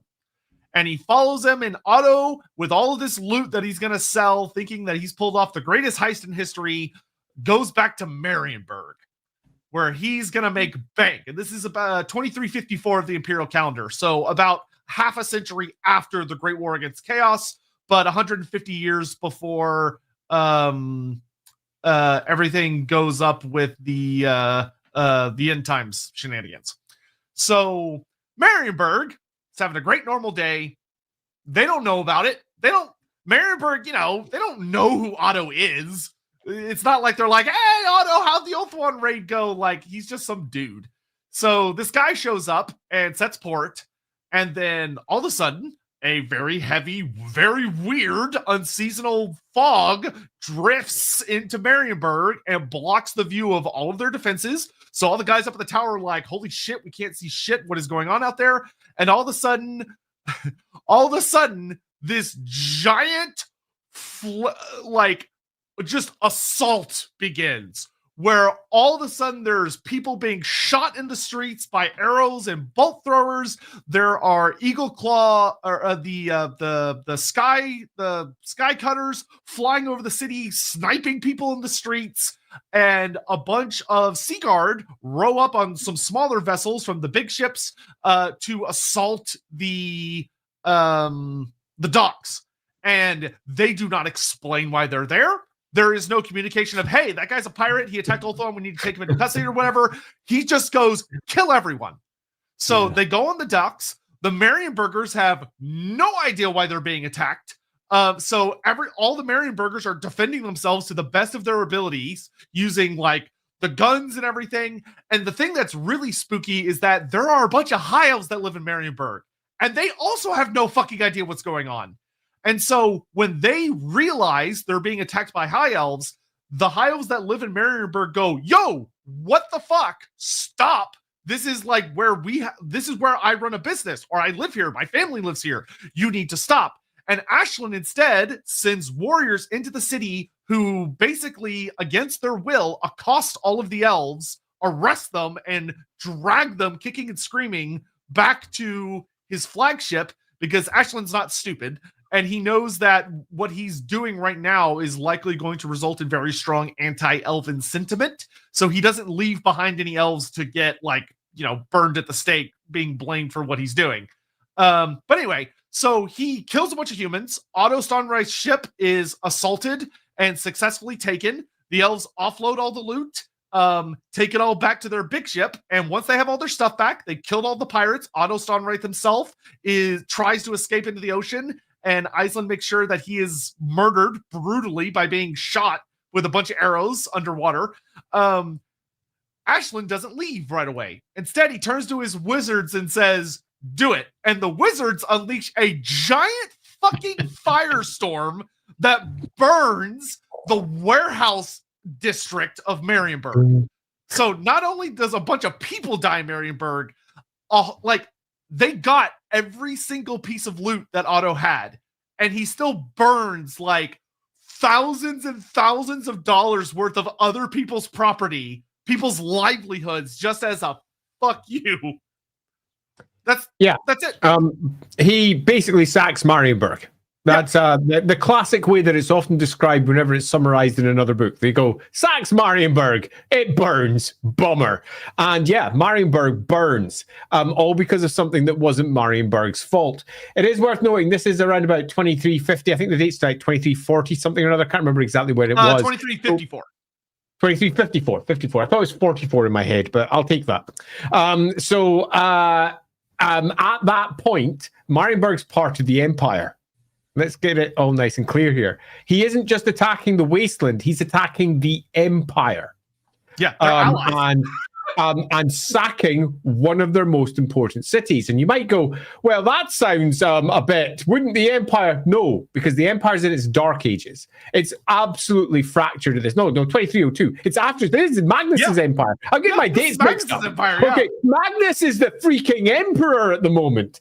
It's worse. It's much worse. 2344, holy crap, this is after the Great War and the elves are our allies. Okay, he just comes swooping in and sacks the place. Because of a great wrong that was done by someone else. That almost inevitably causes massive problems for Finubar, who is going to have to answer to this diplomatically, because they have come in and they've sacked one of the big cities. That's the equivalent of saying, I sacked Altdorf. Now, you might go, no, Altdorf's the capital. It isn't at this point. Nuln is the capital. Yeah. Nuln is the capital of the Empire at this point, and Magnus is ruling from Nuln. Altdorf is a far smaller city than Nuln at this point. Marienburg, by comparison, is the biggest city in the Empire and is bluntly, again, a money magnet.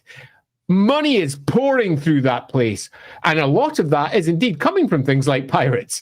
But it doesn't really matter. From the perspective of the Empire, they've just lost their biggest, most important city, all because of some pirates.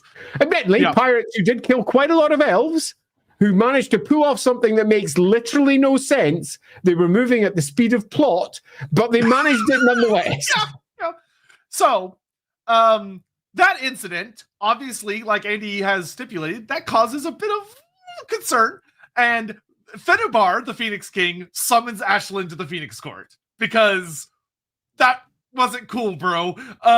And so he shows up, and there's a notable funny aspect of it, where when he arrives in court, most of the princes of Ulthuan are fucking furious with him, because a lot of them he brought back all the Marienburg elves with him who are like, this guy just ruined my family's business. He just fucked our allies over. Like, what in the world? This guy should be hanged.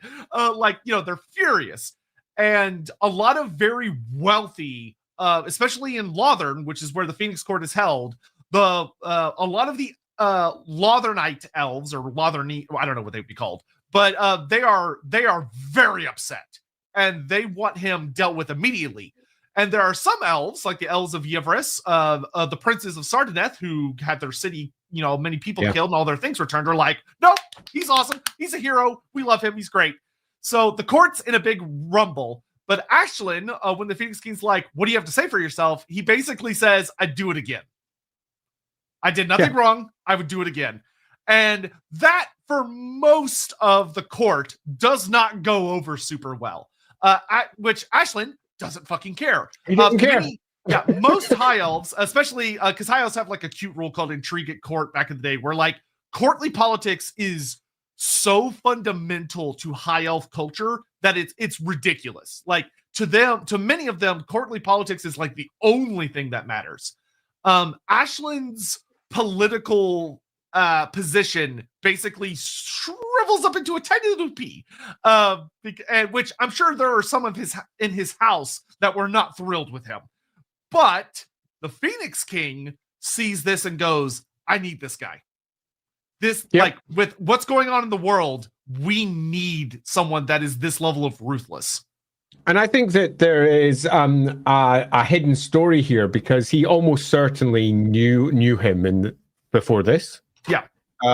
He almost certainly sailed with him more than once in the past, because Finubar quite literally sailed the world.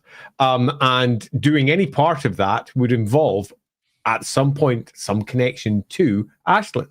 Because he was ultimately the top of, he's the king of the seas. Aislinn was probably his superior for a good while. He's then left with a difficult decision, as in the Phoenix King is being petitioned by different groups, all of whom are saying conflicting things. Some of whom are saying, this man's a hero. He has saved my people who were captured by these pirates. He has saved our goods that were captured by these pirates. And he has taken revenge on them. This guy kicks ass. And on the other hand, he kidnapped my family and he dragged them out of Marienburg. He's ruined our relations. They've attacked one of our greatest political allies over in the old world. Why the fuck would he unilaterally declare war on the most important trading city in the old world? It makes no sense at all. This man needs to be stopped. He has to be stopped. He is just going too far, to which eventually the conclusion is, no, we need him. We need someone like this. We need someone who is ruthless, who is a killer, who is a warrior, who will defend Ulthuan no matter what may be the enemy that lies before them, and will do it with skill, capability, and note how well this campaign goes. He assaults a city of probably at this point in the upwards numbers of about 800,000 to almost 1 million, given the current numbers for what Marienburg probably has as a population. We've gone past the Warhammer Fantasy Roleplay 1 numbers, where it'd be about 100,000, 100 and odd thousand people. This is the biggest city. It's the equivalent of the old world's Rome, their Constantinople. Fucking huge. He has managed to successfully negotiate an attack, get in, take everything he wants, burn the place to the ground, and get out with almost no casualties. What he did was an extraordinary campaign. And this is the part that's worth mentioning about Aislinn in particular. Every description, no matter which edition you go with, whether it's 6th, 7th, or 8th, always adds somewhere something along the lines of this line: a noted tactical genius. And this campaign here shows why. He managed to do bluntly almost the impossible. He pulled off an attack on a city that's filled with mages, filled with his own people without causing casualties upon them, filled with all manner of peoples from across the world. There's Cathaeans here, there's Nipponese here, there's Indish folk here, there's people from Araby. There is the trading center of the old world right in front of them. And there are thousands of ships, many of which are warships. And how did he do? Oh, he did well. He didn't just do well. He calculated a campaign, he executed it, and then he withdrew before they could marshal their forces and likely, given the massive numbers that they had, defeat him. Truth be told, he was an elite force in a very difficult environment where he was enormously outnumbered, and yet still, he doesn't just execute a win, he executes it with aplomb. He is an extraordinary tactician, and this is one of the proofs of it. His various campaigns that we get later on with the Norse, and before as well with the Norse, are by comparison almost little punctuation marks in what this battle represents, a storied history perhaps, but Marienburg displays his absolute competence, which is why Finubar, even if he didn't like him, was almost left with an impossible choice. On one side, somehow say no to him? No. Finubar went, no, we need him. Why? Because look at what he's just done. It is bluntly extraordinary. But that's because part of his character is he thinks he's better than everyone else and takes the risks that others wouldn't risk because they're afraid it will fail. It's too ridiculous to attempt to take out a city of such a size by himself with a relatively small fleet. Everyone else would go, that's impossible. We can't do that. But that's not how this man thinks. Aislinn thinks in a very different way. Oh, I can do this. Of course I can, because they're nothing, and this is how I'm going to show you why they're nothing, and this is how we're going to execute it, and then proceeds to do so. In a similar fashion to how, say, Tyrion is bluntly the combat wombat of all wombats. In close combat, there are very few that can take him on in combat, almost none. He, by comparison, probably represents the finest sea admiral that exists in Warhammer. Because he has done impossible things. He wins the high seas, and it's one of the reasons why he strongly believes the high seas should be returned to him, because that's what they were before Finubar came. He was king of the sea. There was no one other than the Dark Elves who could stand against him. And this is a demonstration of what he believes should be the standard, which is him ruling. Yeah, and I think it's worth noting that, I mean, with the date, with this being like about half a century after the Great War, this is quite literally a very, I bet he knew when he realized very quickly, based on where he was going, where Otto was going to go. For him, this was a perfect opportunity to remind the old world, after their great alliance and their great victory, and how humans, 50 years after a war, are like, oh yeah, we were so awesome. We won, like we kicked Chaos's ass. He's humbling them. He is reminding them, you are not the biggest fish in this pond. Why did you win that war? Because we gave you 3 elves. Yeah. That's why you won the war. And later on, when Marienburg declares its independence, there's only one way that they keep their independence. Because they have a few elf mages. That's the only way they keep it. The Empire, at that point, who had banished the colleges of magic and locked them up and said, we don't need that. We've got Sigmarites. We'll be fine. We can do it with all the gods. We don't need your magic. They stomped down towards Grutcher Marsh on the border with Marienburg, and they got their asses handed to them. Why? Elf support. And the truth of Marienburg is it's nothing without the elves. And in some respects, this is the day where they found out just how much the elves are not just necessary as allies, but absolutely essential. Without them, they're screwed, because then they'd maybe be against them. Yeah. So you may be wondering, oh, well, what are the consequences of this besides Sea Lord Aislinn's like political power shrinking, but he gets secured in his position with the Phoenix King? Well, funny enough, shrinking. He's still the Sea Lord. Yeah, true. Well, it's more of like his relationship with other houses diminishes very badly. 100%. So like in Ulthuan, he's probably not well received in most places. But this, funny enough, he doesn't resolve it because he doesn't care. But trade between Marienburg and Ulthuan stops for 11 years, which for elves, not that long. For humans, that is miserable. 11 years. So much of their trade is reliant on them as well. Yeah, that would be a shit time to have lived in Marienburg. A, you're rebuilding. B, so much of the trade economy in Marienburg would have been devastated. That would probably be one of the darkest decades of that century. Yeah. For much of the empire, because trade, like the economy, would have been destabilized in that one, because especially Marienburg is the only good-sized port, the only one in the empire during this age, especially. Like it was brutal. But 11 years later, a completely different big old fleet of baddies lays siege to Marienburg. Norscan fleet, actually, because Sea Lord Aislinn doesn't need to be there. There's no elven interest that he's protecting.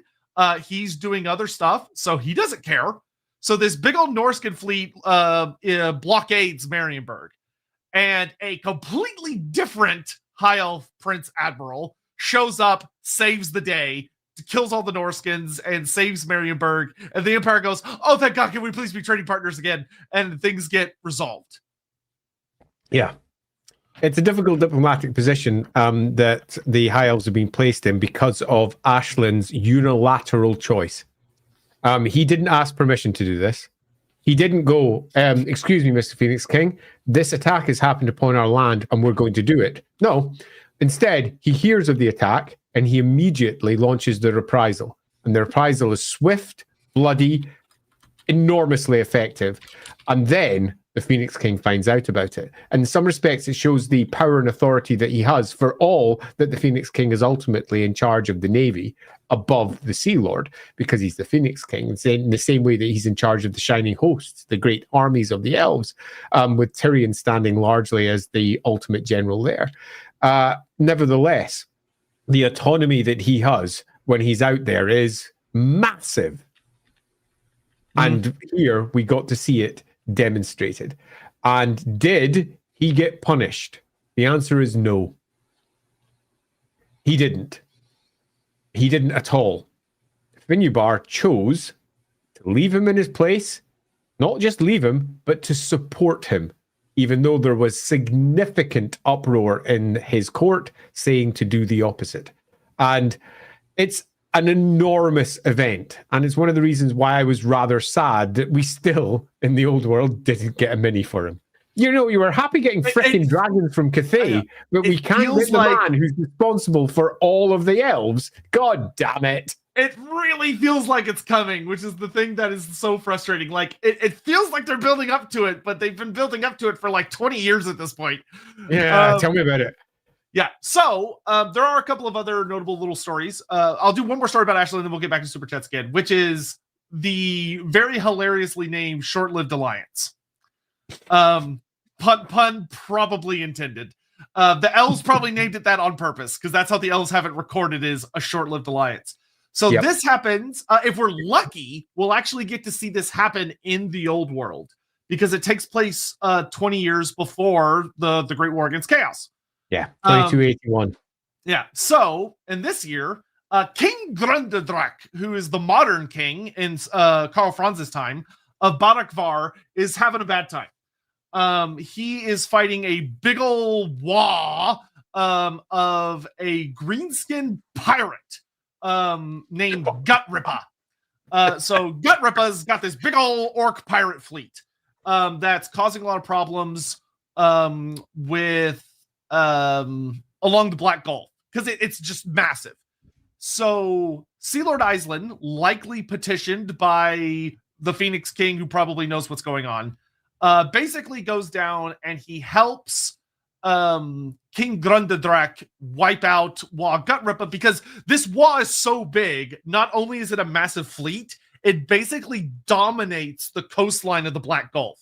So, like, if you go look, that entire coastline of the Southlands, or the Southlands to the Badlands up to Barakvar, is just swarming with a Wa. And Sea Lord Aislinn and King Grundedrak team up their navies, and the Greenskins get absolutely obliterated. They did not have a hope of dealing with it. However, there's the note is that in this year of over probably only several months of fighting, because it would have been relatively easy for the elves and the dwarves to just annihilate when they're working together, despite the fact that they had this fantastic victory, instead of walking away from it as like, wow, what a great job we did, they walk away pissed at each other. The dwarfs are fucking furious, and they enter a bunch of new grudges into the Great Book of Grudges because claiming that the elves were just being impossibly rude. And the only note from the elves simply states... Well, they have the same on the dwarf side, though. They find the dwarves impossibly stubborn. Yeah, my favorite is that they recount anecdotes of appalling dwarfish habits. Yeah.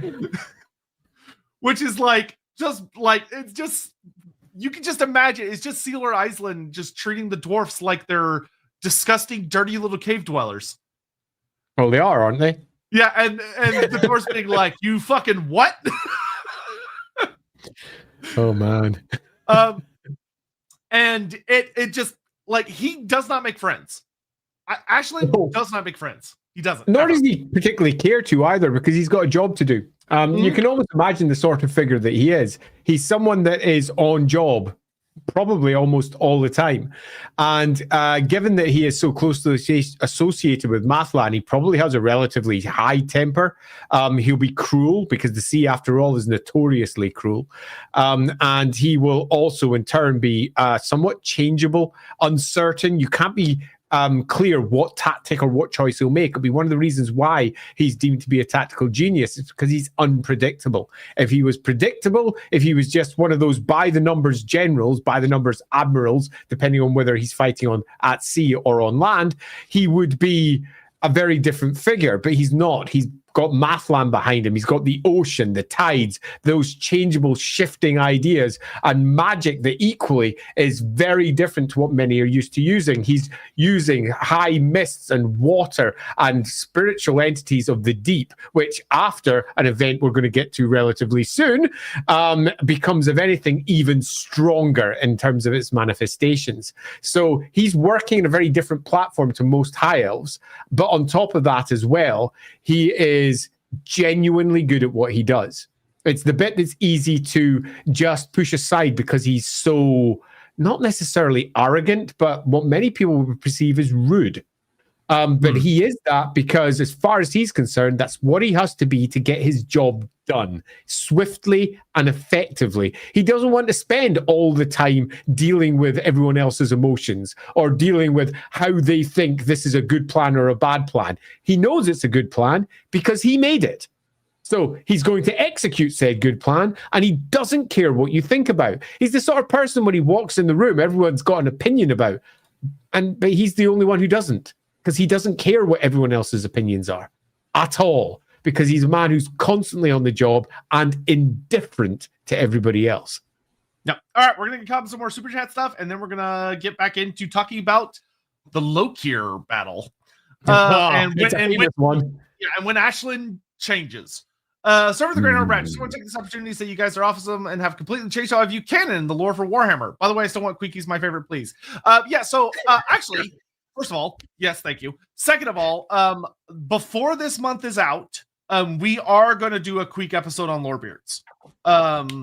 That is on the schedule. Because if I could at least do a Lorebeards about it, because I've got all the information in my head. Did you realize it's the 30th of the month? I meant December, not November, just to be clear. For some reason, I thought it was the 1st. So, sorry, next month. But yeah, we will be doing a quick episode soon. You don't know how much I can vomit about Queek endlessly. You probably do, but you probably don't. He's one of those characters that I'm pretty convinced a bunch of writers didn't realize how young he was. No, they didn't. Because he's worse than Karl Franz. Karl Franz has done some ridiculous things in his time, because every writer went, and then the Emperor did this. And when you try to squeeze it all into his life, you're like, wait a minute. He must have been going from battlefield to battlefield to battlefield to battlefield, meeting everybody, astonishing him with his wit and his giant chin. And then moving to the next one, where Queek manages to do as much, if not more, in just 4 years. Yeah. When you sit down and do the math, and you realize that at his death, at the apocalypse of the world, he was 10. It's like, dear God. Because some writers loved him and they put everything. Yeah, Everything. he's quite the character. It's ridiculous. Yes. I love him. Yeah, we're gonna do a full Sunday Lorebeards on him very soon. Skylar Martin, Wolfric popping out of the ether to drive by insult Aislinn, shouting things that make the number one racist pop a blood vessel, then speeding by into the realm of chaos, giggling as Aislinn fires everything to no effect. So, I mean, you laugh, but if you've read the Wolfric book, you would know that Wolfric really fucking is scared of high elves, and for good reason. The one time he goes to Ulthuan, he gets his ass annihilated. Like, he gets destroyed by high elves. Wolfric does not fuck around with high elves very much because he knows that they are spooky. Because that book actually treated high elves like they should be treated, which is that there are not many of them, but what few of them there are fucking terrifying. It's one of the things that I have problems with some of the writers concerning how they've dealt with the elves, in that they just kill them freely for the stories that they need and diminish the stories that the high elves have, of not just of themselves, but the fact that they've got diminishing numbers, leaving Games Workshop left with how many high elves are there? As many as we need to tell the story we're telling. Yeah, that's kind of what they fall back on. That being said, Wolfric would be a genuine challenge and a threat to Aislinn because he does have some very weird powers that are able to assist him. But it would be a spooky fight. I mean, and to be honest, if I'm just like comparing them feat-wise, Aislinn would mop the floor with Wolfric. But that's neither here nor there. Pormesia, do the Azrai too worship Mathland? Did they abandon / give up worshiping him since he isn't needed in Magic Forest? They do still worship him, but he has a much smaller focus in the pantheon compared to as much, but he is still a god of storms. He is still a god of the wrath that the ocean brings to the land. He is still a god of things that are relevant, but not as much.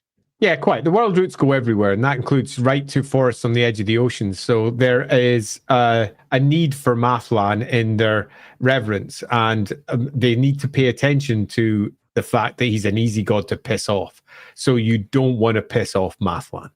Meaning that if they're ever transgressing anything that might be Mathlan's territory or domain, they are going to be making the necessary reverential choices, sacrifices, whatever else that they may determine is required. So that doesn't mean that they are worshipping. I'm not sure worship's even the best word for elves and their gods anyway. I don't think so. But that doesn't mean that they're worshipping Mathlan. That just means that whenever they encounter them, they're like, oh, fuck, we're in Mathlan's territory. Let's be careful. In the greater scheme of gods, he's a god that they don't talk to that much because, let's be honest, they're mostly in the forest and there's not a lot of oceans inside a forest. So you tend to find that Mathlan's not often called upon, but every once in a while they will transgress that territory, and the Azrai fully are aware of, know all the stories of Mathlan, and are equally aware of just how tempestuous he can be.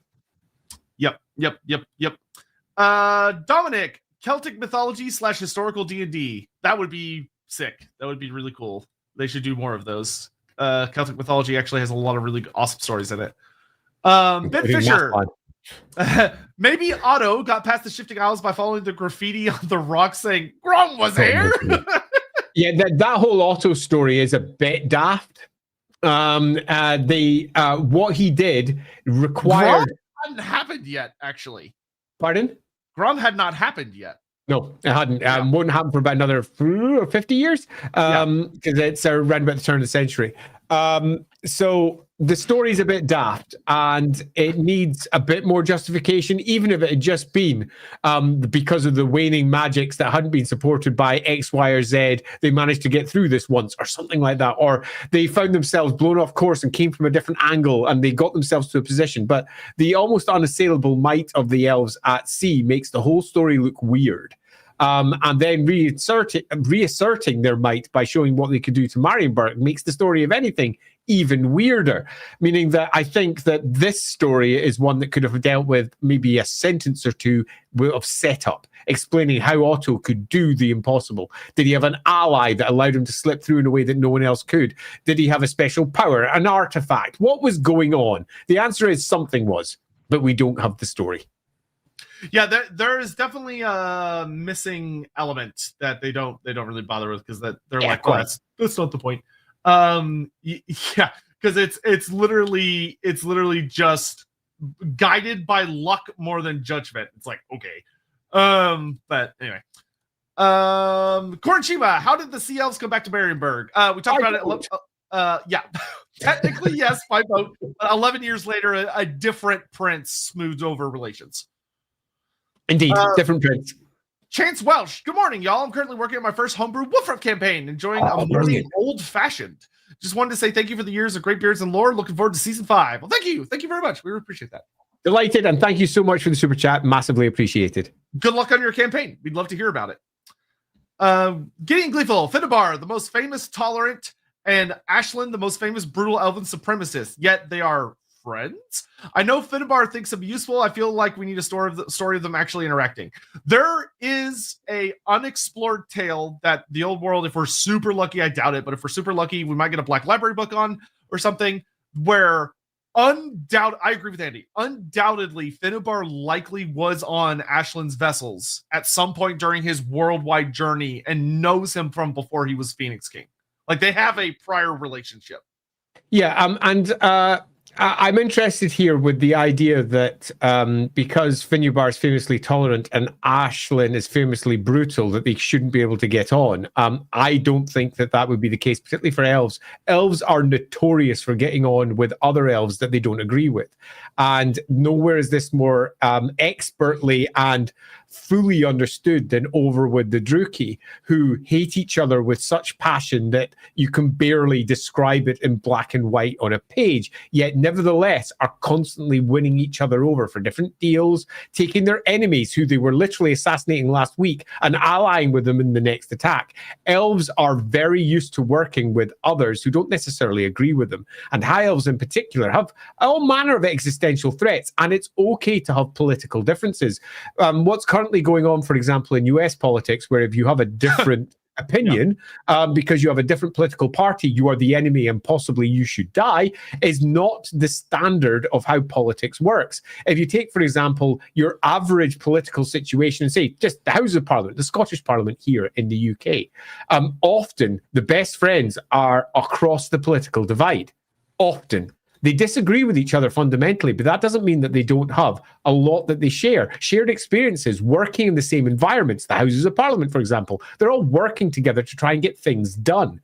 And in the same fashion here, we can have someone who is an outward-thinking elf and someone who is, by comparison, a far more vicious elf, and they disagree. That verbal sparring can often be the source of a very strong friendship, as they're sitting down with a glass of elven wine, a crystal glass almost certainly, discussing how they see the world differently. Him, Aislinn, almost certainly the older of the two, and the far younger prince, who is clearly intelligent, bright, is an extraordinary sailor, and is always looking, smelling for the horizon to see what could be next, excited to see what he finds, where by comparison, the hoary Aislinn is like, there is nothing worth seeing.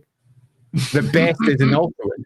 Yeah. We are the best already. What lies beyond the horizon is not really all that interesting, but sure, I'll take you there. And to a degree, vicariously living that experience as Finnebar drives forward and he looks at him and says, yeah, I can see that he's enjoying this shit. Okay, admittedly, I can't get any enjoyment out of it at all because what's the point? But he's getting something out of this. It's infectious.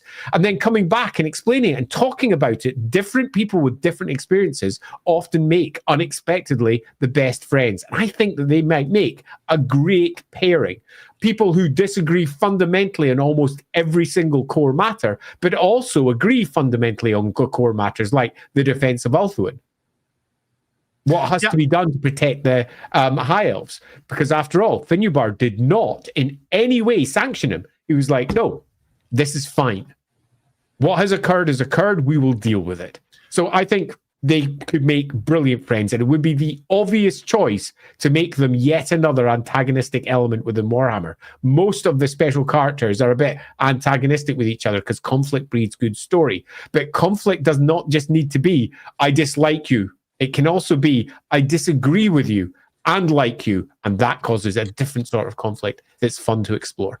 Yeah, I would say if there was ever going to be a story for this that I would love to see, there could be a brilliant short story where where basically it's just scenes of, you get like 6 to 8 scenes in a row where it's like Finnebar the Seafarer, who was just an explorer, like that's all he was an explorer, is chats with Aislinn before Aislinn drops him off somewhere, and then there's a scene cut, and it's Aislinn picks him up again, and they're talking about whatever it is Finnebar encountered on that particular journey, and he drops him off somewhere else, and then he comes back and they talk again, and then he drops him off somewhere else, and it allows like Finnebar to be like, I witnessed all these things, and Aislinn giving reactions to it would be a really fun way to paint both of those characters, because they both could really use with some more fleshing out. Yeah, they really could. Aislinn's thoughts on the Cathayan deal with the Aesir. We don't know. Likely there's a story there, because it's a very, very old thing, but I bet he didn't like it. In many respects, it might actually be one of the reasons why he is the way he is, because that's an old deal. And it's possibly a deal that he wishes wasn't there. Because he clearly has got an agenda in what he thinks the High Elves should have at sea, and that deal goes contrary to that agenda. So it would not surprise me. I mean, he'll maintain it. He'll absolutely do what he has to do. He doesn't go out with the bounds of who he is. He's not a rebel. He just does his job, as far as we can tell. So he's not going around sinking Cathayan ships, but I don't think he likes it at all. And if he could somehow scrape that back, I imagine he would like that to be the case. Yeah, I would bet that he would be the kind of person that if you were talking to you about history and you brought up the Cathayan trade deal, he would say that was the first great mistake. Yep, I think so too. I think that's very likely. Yeah. Ricky Chapman, Aislinn has appeared in 3 of our campaigns. Our Chaos campaign, he was truly horrifying. We sacrificed a rather impressive brass mechanical ship to save the rest of our fleet. Sounds about right. Yeah, good. He should, if you're ever doing a Chaos campaign, he should be the reason you don't go to sea, because he's the fucking boogeyman. Yeah. And I would like to see him reinforced as a character with that, should they use him in other properties like the Old World. He really is that terrifying. He should be the character they're scared of. Jack Ruby says, a what if stream, what if GW had always owned the IP to Malal? I mean, Be'lakor we would have 5 Chaos Gods. Yeah, we'd have 5 Chaos Gods. Yeah. Of that, there's no doubt. The 5 Chaos Gods, Malal was going to be added to the Realms of Chaos books. All of the stuff was written. They did the concept art.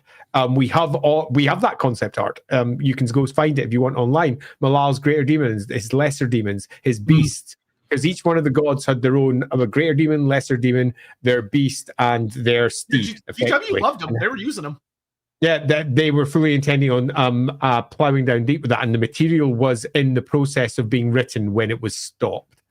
So we definitely would have that, and we would have that in 40k as well. They wouldn't be running up with some alternate that's close, like Malice, for example. You would have Malal. Jonathan Finnebar, good, you've dealt with those pirates. Now where are the prisoners? Aislinn dressed in blood? You didn't say anything about prisoners.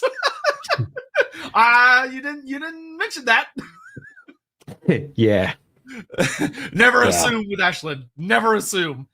Skylar Martin, Andy, the answer is simple. Otto had a surprise Carnosaur.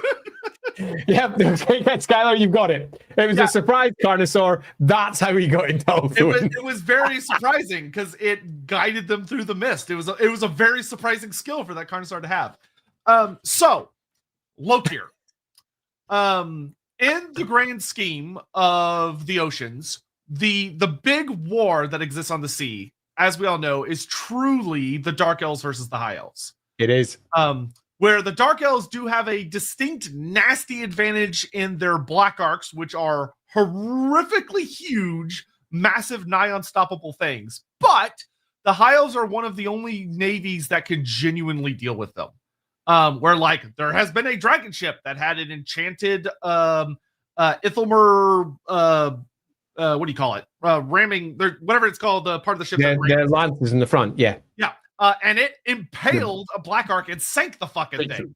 Right through split it, which is crazy. So, like, the High Elves and the Dark Elves are able to keep up with each other on the sea. And we all know that the big Dark Elf big bad is Lorebeard Fellheart, who, in the grand scheme of Elvendom, is not that old.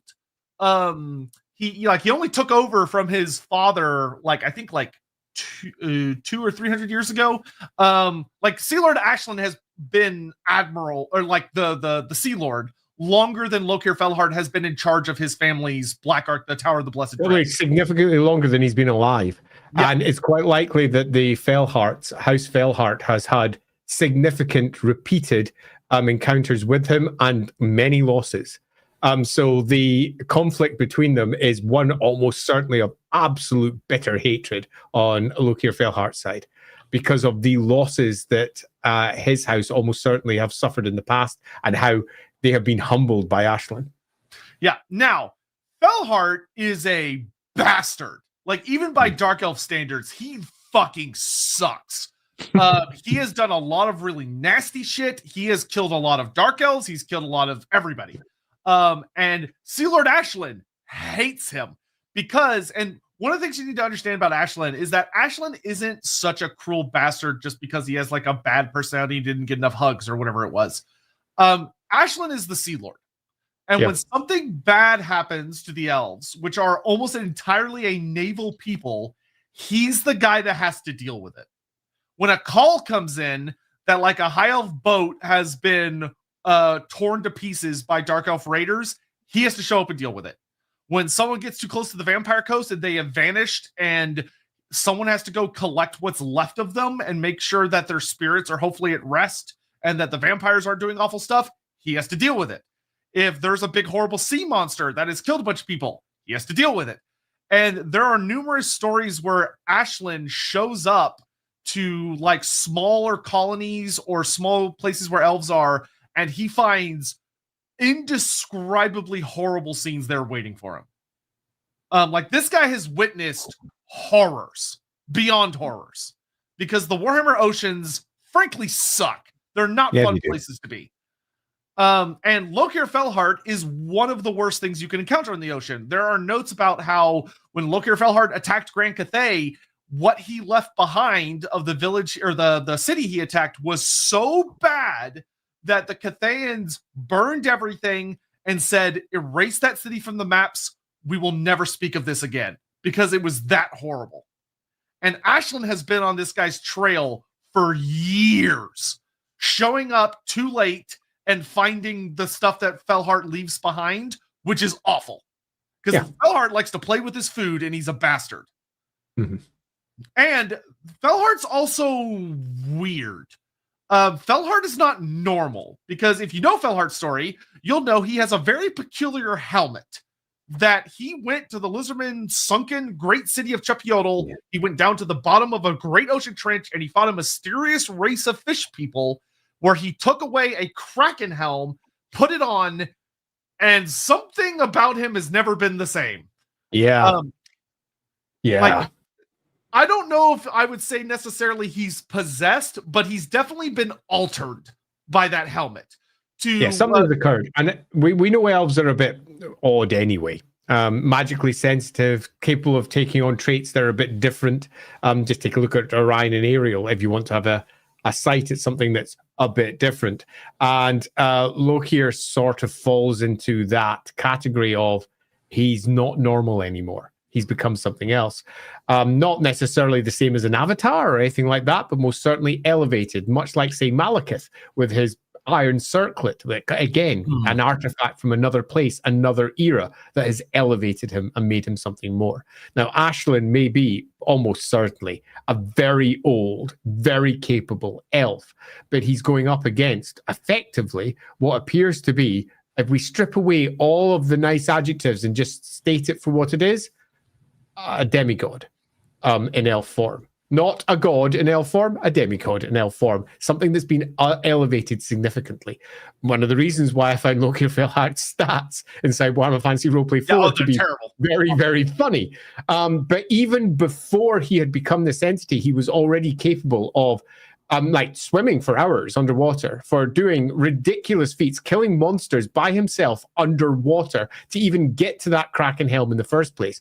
The description of him getting down there is bluntly ridiculous. He was already extraordinary in the same way that an Olympic athlete in a mere 20 years reaches the point of physical humanity. You can't get any better than an Olympian.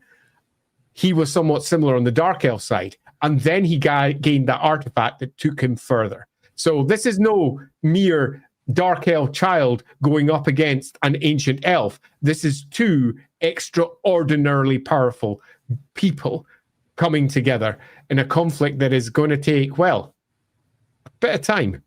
Yeah. So 24-17, Sea Lord Aislinn finally catches up with Lokir Felhart in the Sea of Serpents, and they have a big old fight.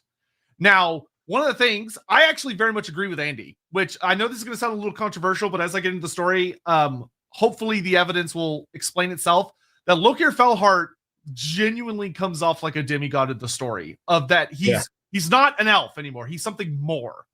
Because when Aislinn has a very... We haven't done Lokir yet, have we? No, we haven't, but we will. No, when we do Lokir, we're almost certainly going to piss some people off. Yeah, of course. Yeah, anyway, so Aislinn tries his tried and true strategy, which is basically flawless and always has been, where he sends in his enchanted mist to obfuscate so that he can stealth around and strike his opponent. The problem is, against Lokir, it doesn't work.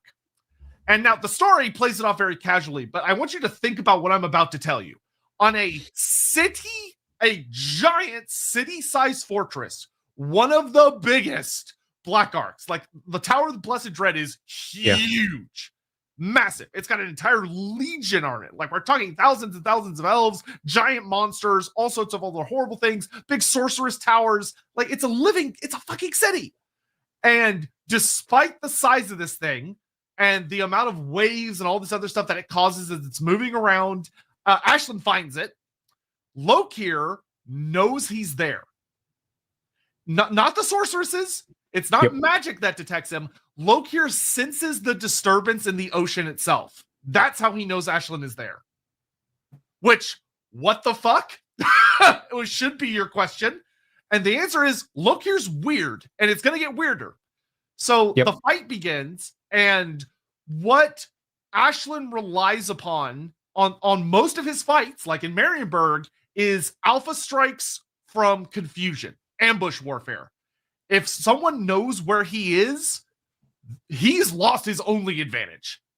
And it's not his only advantage, but he's lost his core advantage. Yes. Yeah. Particularly because he doesn't expect it. Yeah. So Aislinn thinks he's stealthed, and Lokir strikes him hard, where he unleashes a bunch of small ships, big sea monsters, all this other horrible stuff, and the High Elf fleet suddenly finds itself horrifically under attack in a way they never have been, because what's happening from everything they know is impossible, but it's happening. And Lokir immediately navigates his own personal vessels in the Black Ark to expertly, because he is a very, very accomplished sailor in of himself, unleashes a very powerful set of tactics to basically isolate the Calendarian, which is Aislinn's ship, from the rest of his fleet. And the rest of his fleet gets ripped apart by big sea monsters and magic and all sorts of other horrible shit. And Lokir says, I'm going to take care of him myself. And so he goes down there and gets on his little ship, and Aislinn knows he's fucked. Like, there's no way out.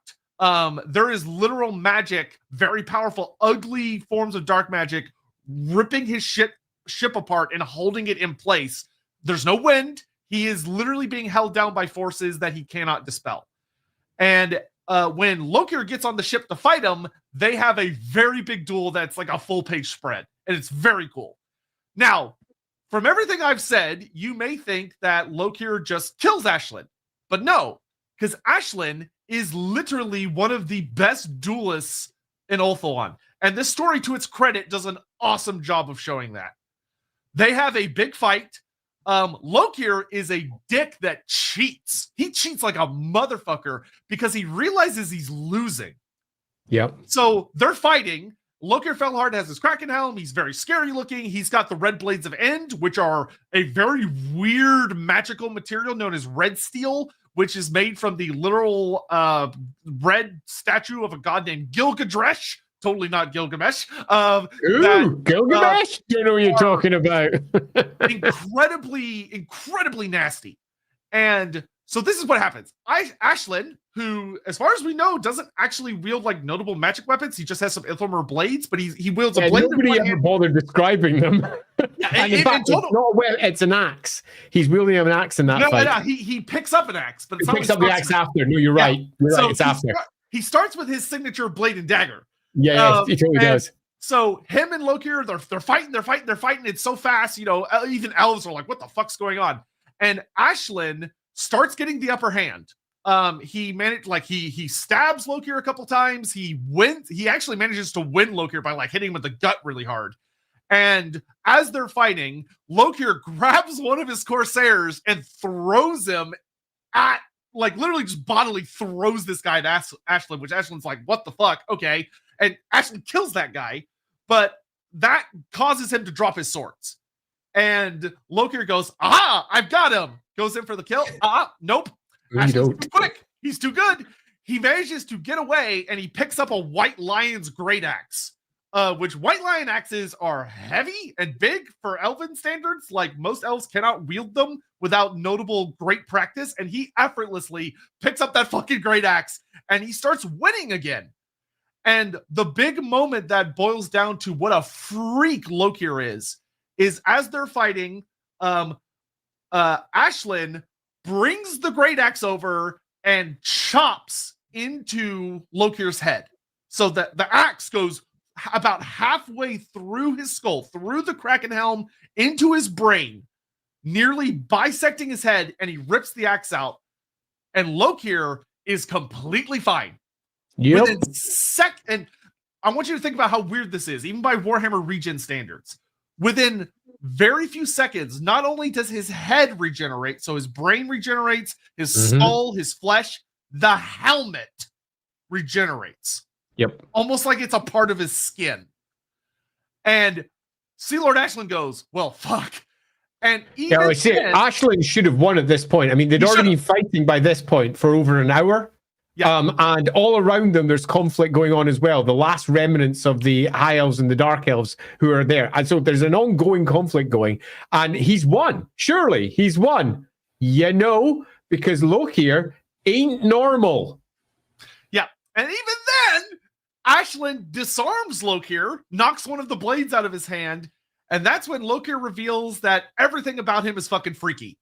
Because it's practically instantaneously, like fucking Thor, he just mentally summons the weapon back to his hand, which Aislinn could not have predicted, and he stabs Aislinn in the gut, and then kicks him over the side, and so falls Sea Lord Aislinn. Splash! Blah, blah, blah, blah, blah, blah, blah, blah, down into the deep. And that's it. Aislinn is dead. Lokir is satisfied.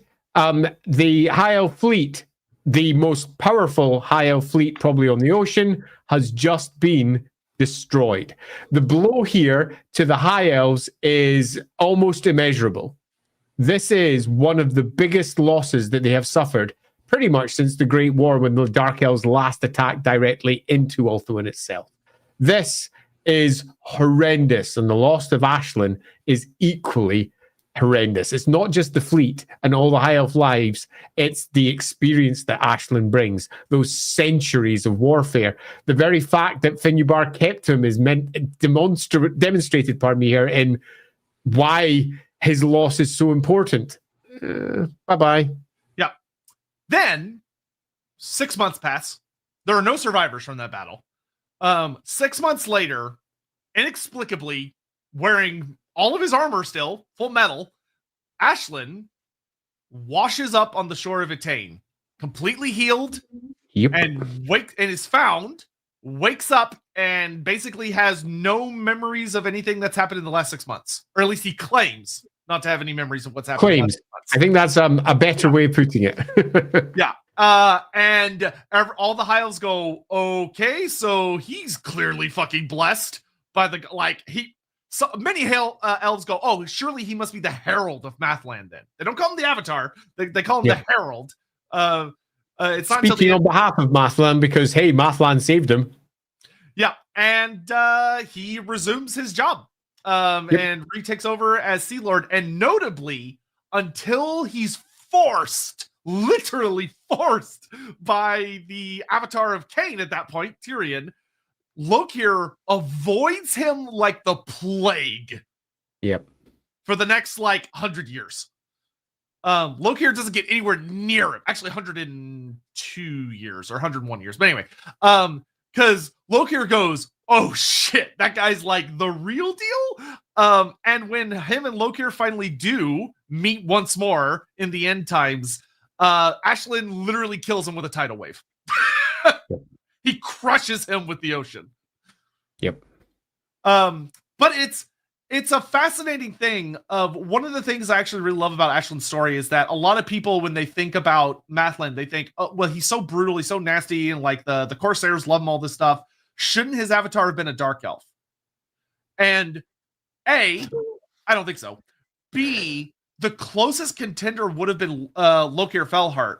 Yeah. But I think when you think about what Lokier had become, it makes so much sense why Mathlan would never have chosen him, because something else already did. Yeah, there is a story here that I wish the end times had picked up, which is clearly Lokier has become something that Mathlan himself does not like. The reason that Aislinn was chosen was because of how he died. The reason that Aislinn becomes what he becomes, which is the avatar of Mathlan, the reason that he becomes this, and Mathlan, who had been notoriously isolationist, sitting at the bottom of the sea, doing his own thing, not getting involved with this whole avatar thing, probably since the very beginning of time when the War of Heavens occurred, and he probably wasn't involved with that to the same degree that some others were too. He's out of it. But he decides to return. Why? Because of Lokier. And then when they get together again, what's the first thing that he does? He crushes him completely. And I think there's a story there as to what both Lokier had become and what he had become that would have been lovely to just have a little bit more time on, because it should have been an epic. This should have been one of the epic battles, not just of Dark Elves versus High Elves, but of the gods against something else. Of the elves and what they represent and what some of them were turning into, and how Lokier represented yet another example of the elves becoming something different. But it wasn't. It just never happened. We got all of the seeds. Lokier is most certainly something weird, and Mathlan clearly was pissed and brought back arguably one of the best representations of Mathlan that the world has, and empowered him even further. But we don't really get a nice, satisfying tale, both either in beginning, middle, or end. We just get a really nice description of Aislinn's death, but not a lot more beyond that. Yeah, there's so much that could be said here and just isn't. Because, I mean, Lokier Fellheart especially got barely any time in the end times. Yeah, agreed. I think Aislinn technically got more screen time than him, and Aislinn barely got crazy. But there is definitely such a fascinating saga here of and granted the fishmen are heavily involved in it, which is probably why a lot of it didn't get explored, sadly, of that there is clearly a force at the bottom of the ocean that is bad news. And it's not chaos, it's something else. Because this is the last thing I'm going to say about Lokier before I'm going to focus. I did have to bring up this one from Johnny Scarecrow. Loki, the mask. Oh man, he's actually green under there. It's true. That's why he's so hard to kill. He uses cartoon. Smoking. Yeah. Of that, there is such an unexplored thing that would have been lovely to see about the big reveal of what Lokier is actually transformed into. Of what, and also being an avatar of Mathlan and what it actually means. Yeah. Yeah, that oh god, I hated that scene because that scene was so fast. It's literally Aislinn is captured. He reveals he's the avatar of Mathlan. Tyrion kills him, and that causes a tsunami that destroys most of Tyrion's fleet almost immediately. It's that fast. Yeah, the whole story at the end there is just crazy. Tyrion chops his head off. Mathlan gets upset because seriously. That should have been something extraordinary, but instead it's just passed over in a few brief words. A fine example of how the end times sometimes had some of the coolest ideas, but some of the worst execution. Yeah, because I mean that could have been like an entire book or at least an entire short story in and of itself. Is just like each of the avatars should have had a feature because the avatars are so important. Like we've talked about them and mentioned them, especially in a lot of our Elven streams.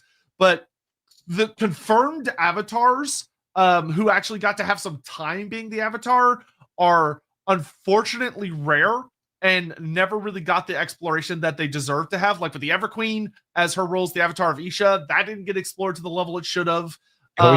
And a job in the novels. Graham McNeil dived into that quite a bit in terms of what it meant to be the avatar. Yeah, but it's like with Aislinn, he was the avatar of Mathland for, if you count when the world ended, 104 years. Yep, that's a long time to be an avatar. Yeah, and what does that mean? How does that manifest? How has he become more? What is he now? And the answer is, yeah, we don't want to discuss that. All we want to say is, he is the avatar of Mathlan! Dun, dun, dun! Kill him. Yeah. And that's our end time story. It was an unfortunate way to resolve the entire story of Aislinn, really. I really like the idea of him facing off against both the murderer of him from before, and then in turn, after Lorebeard, having to deal with Tyrion and what he's become. I love that. I think there's a lot of really potential cool story material there. But how they handled it was not the epic that you'd expect. It was a relatively trite few sentences that said, oh, yeah, and everyone gets washed away. It's terrible. Yeah, right. Okay, whatever. Let's move on to the next thing. So we've got more special characters we need to feature for approximately a third of a sentence. Yeah, if it had been like, I'm just imagining if like Aislinn confronting Lorebeard and it almost being more about revealing Lorebeard for what he is and how other forces are trying to influence the elves to do certain things, and the horrors of Tyrion. How cool would that be? Yeah, that would be awesome. And then, Mathlan revealing Lorebeard for what he is, as the Dark Elves also realize in turn what they've been following. And many of them don't care because of the influence that they're under or whatever else it could be. Something has occurred. Something has changed there. And then Mathlan coming to flush that all away and finally take revenge. Plus the potential for Lorebeard to be going, you're dead. There's a lovely story in that too. Even if it's just, yes, I get to kill you again, or whatever other route is taken. There's drama that can be peeled out of this, and it just isn't really there in the black and white we have. Yeah. All right, we're going to cut out with some super chats and stuff, and then we're going to be diving into talking about some other little aspects of Aislinn and his involvement as the Sea Patrol, and some of the things that come with him, because there actually are a couple of fun things in that, and then we'll get into it. Boom! So yes, I want a story about how would Yin treat with Aislinn. How do you think their interactions would go? Lovers. What'd you say? I'm going right out of it. Lovers. Because I think we need to have better, deeper, broader, more unexpected stories. The obvious one would be they don't get on, they hate each other. Boom, we're done. No, lovers. Make it complicated. Make it a reason why he's never properly pushed for the Cathayan removal of that deal. Why has he never done it? Because the Cathayans themselves have basically honey trapped him. Honeypotted him. There's lots of different ways we could tackle this story. I'm throwing a ridiculous one as the first point because that is actually probably where I go if I was going to try and pin something a bit different. But I'd be looking at this relationship and trying to look deeper than just what's Yin's character, what's Aislinn's character. Let's make this work. No. Instead, what's the political situation? What do they believe? How did they get there? And what do the dragons do? The dragons do whatever they need to maintain their harmony. And I quite like the idea of moving things a little bit in a different direction to what everyone would expect. I will say, in standard Lorebeards throwing a hornet's nest at anything we can get our paws in reach of, that would be really fun of exploring how Aislinn deals with a dragon that once we get to see her is likely deeply embodied by the sea. Like Yin, who is also the dragon of the Amberwind. She is a dragon of Gur, which means she's going to be very savage and beastly in her own way, which is going to be kind of hilarious, but also really interesting to explore. Of that, it could be that Aislinn, through all that cruelty and stuff does, and this would make sense as someone that represents so much of what Mathland does, has a deep love for the sea, an incredibly deep love for the sea. And Yin would likely represent many aspects of that in a very different, fun way. And from Yin's point of view, there's also the really fun thing to imagine of her immensely pissing off her father because, like, you know, they're out there and they're supposed to be having children with humans and Shukengun, and she's instead taking an elf lover, which is nothing. Yeah. I quite like it. I also quite like the idea that she's not doing it because she loves him or anything silly. She's doing it for strong reasons to support her realm. She is, and where he, deeply emotional as he is, probably just wants to avoid her. It's almost a love-hate relationship rather than, you know, a love relationship. And it would be great if he has to avoid her because he can't say no to her. Like, she knows how to get him. Yeah, he finds her difficult to refuse. Okay, it's like, no, I do not want to be sent on any diplomatic envoy over there. I'm not even shipping anyone over there. I'll send somebody else to do that because that dragon, fuck off. There's a potentially fun relationship that could be a little bit of a release for the character who is otherwise almost unrelentingly on the job and grim. But everybody's got their pressure points where they release. Where's his? And as blunt as I can to say this, everyone in the world fucks pretty much, except for the few people who are thinking about either A, I really want to, or B, I never want to. And very rarely are you in one of those two categories. Most people in the world fuck, they have children. They're constantly in relationships of some kind. And Aislinn doesn't have one. He's married to his job. But that doesn't mean that he doesn't have partners out there. And it'd be fun to explore ones that are perhaps unexpected. That would actually be quite enjoyable because then there'd be like a very funny in-universe double entendre. Just want to bring up a point because it makes me laugh. I'm losing track of how many ships Lorebeards has. As many ships as Aislinn has in his feet. Yeah.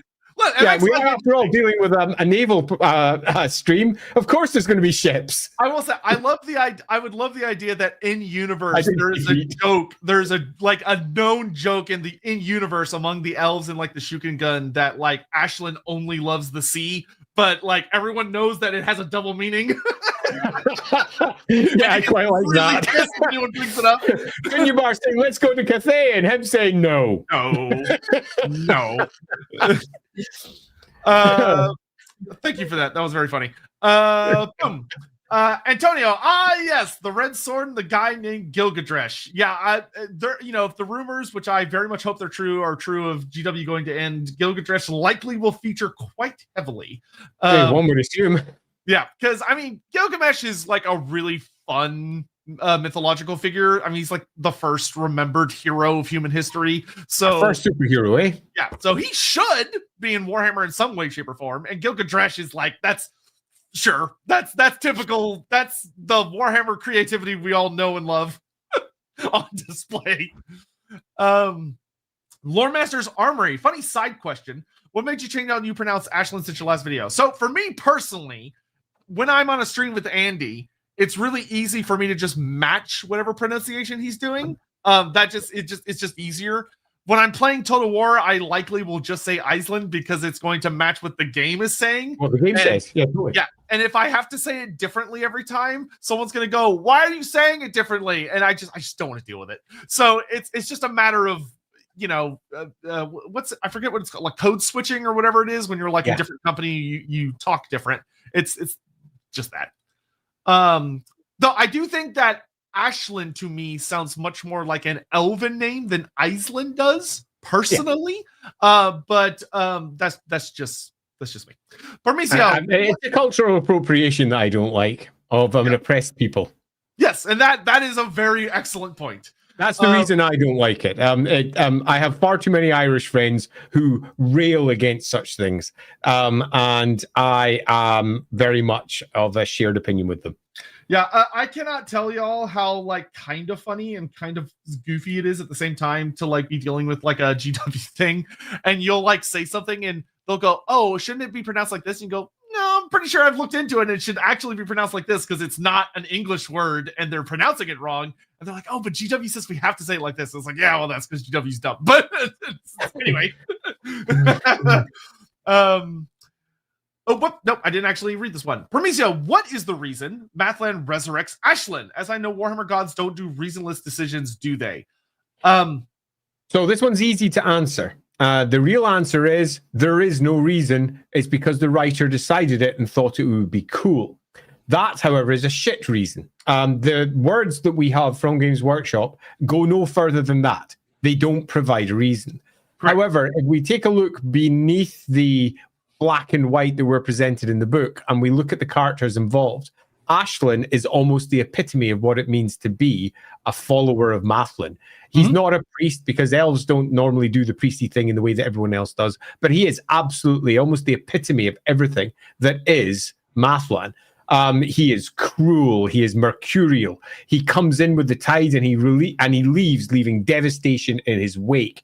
Everything drowns when he passes by, and he is brought low by let's call it an entity. Look here, who is clearly empowered by a non-Mathland source of, and I know it's almost a meme, but a fishman source. It's from an underwater peoples, and he has got himself something weird going on. And that weirdness does not sit well at all with Mathland.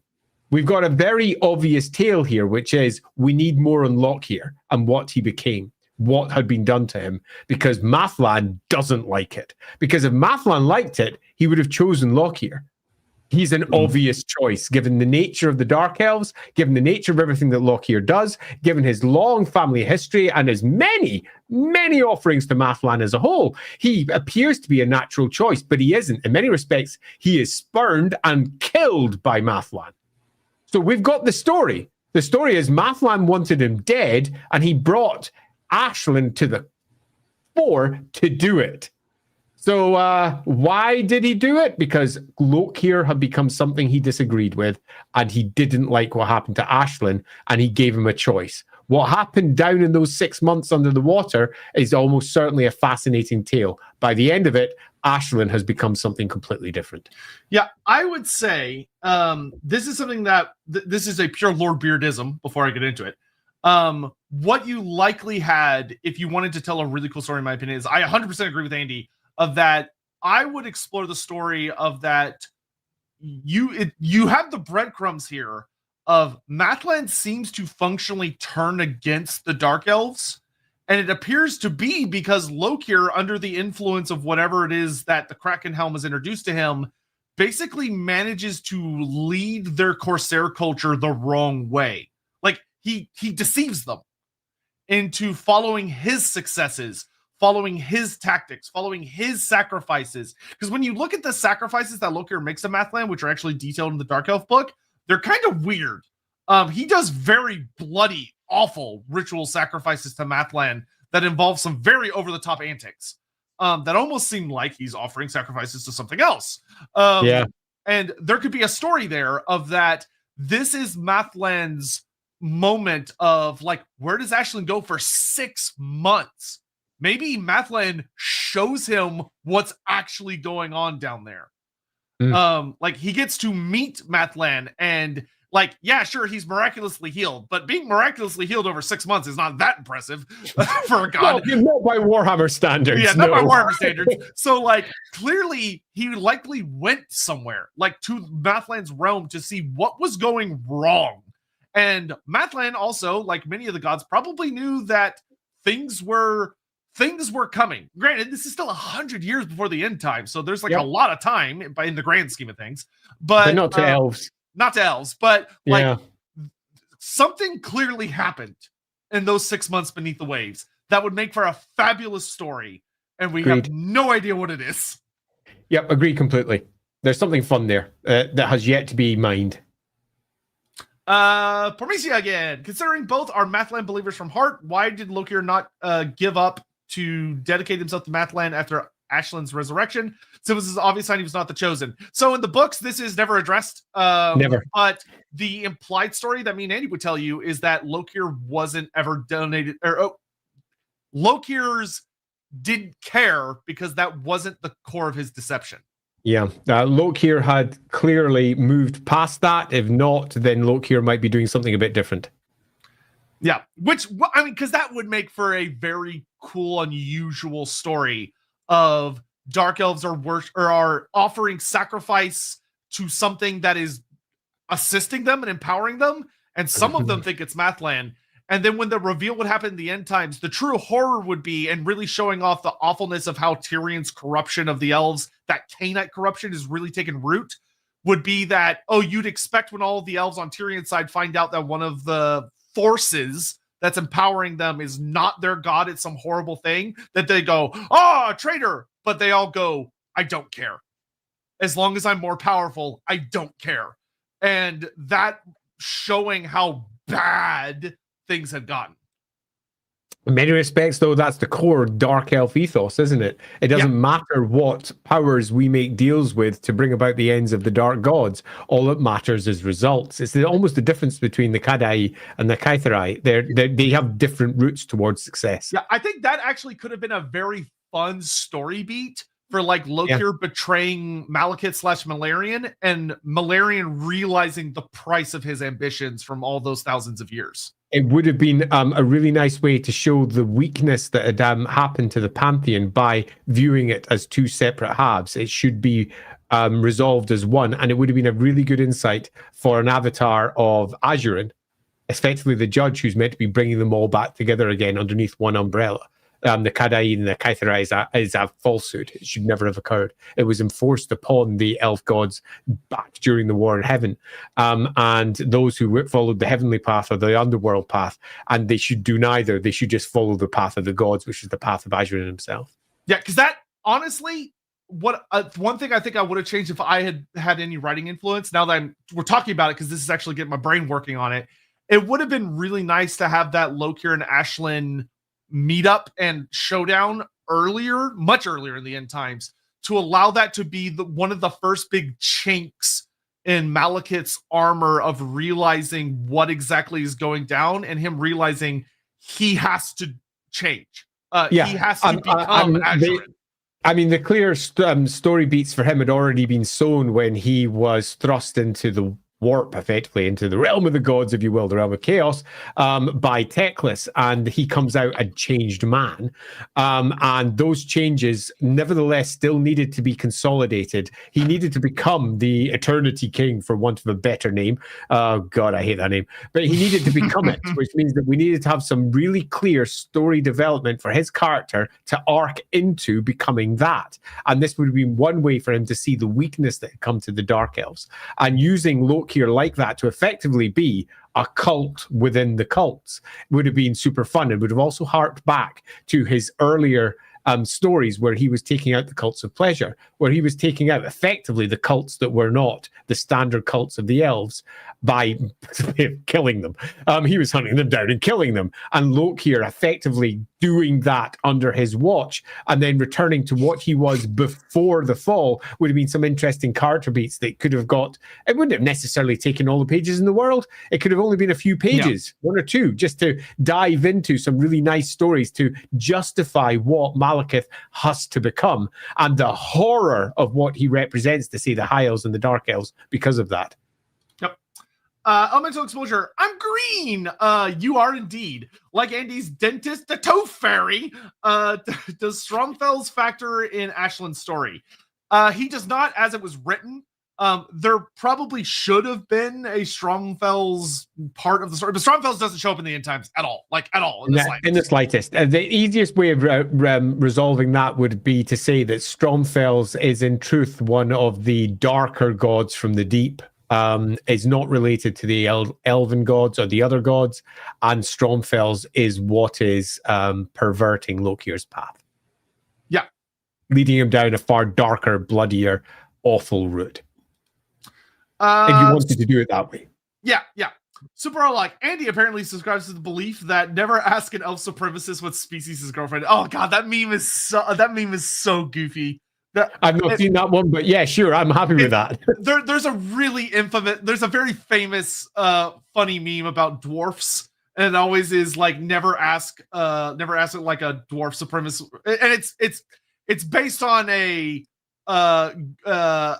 meme of IRL of white supremacists having like girlfriends that are not white, which is a thing Think of that a few of those. yeah, which happens and is super weird. So there have been fantasy jokes about it where it's dwarves that like fucking hate elves, but their girlfriend is an elf. So it's just continuing that particular thoroughfare.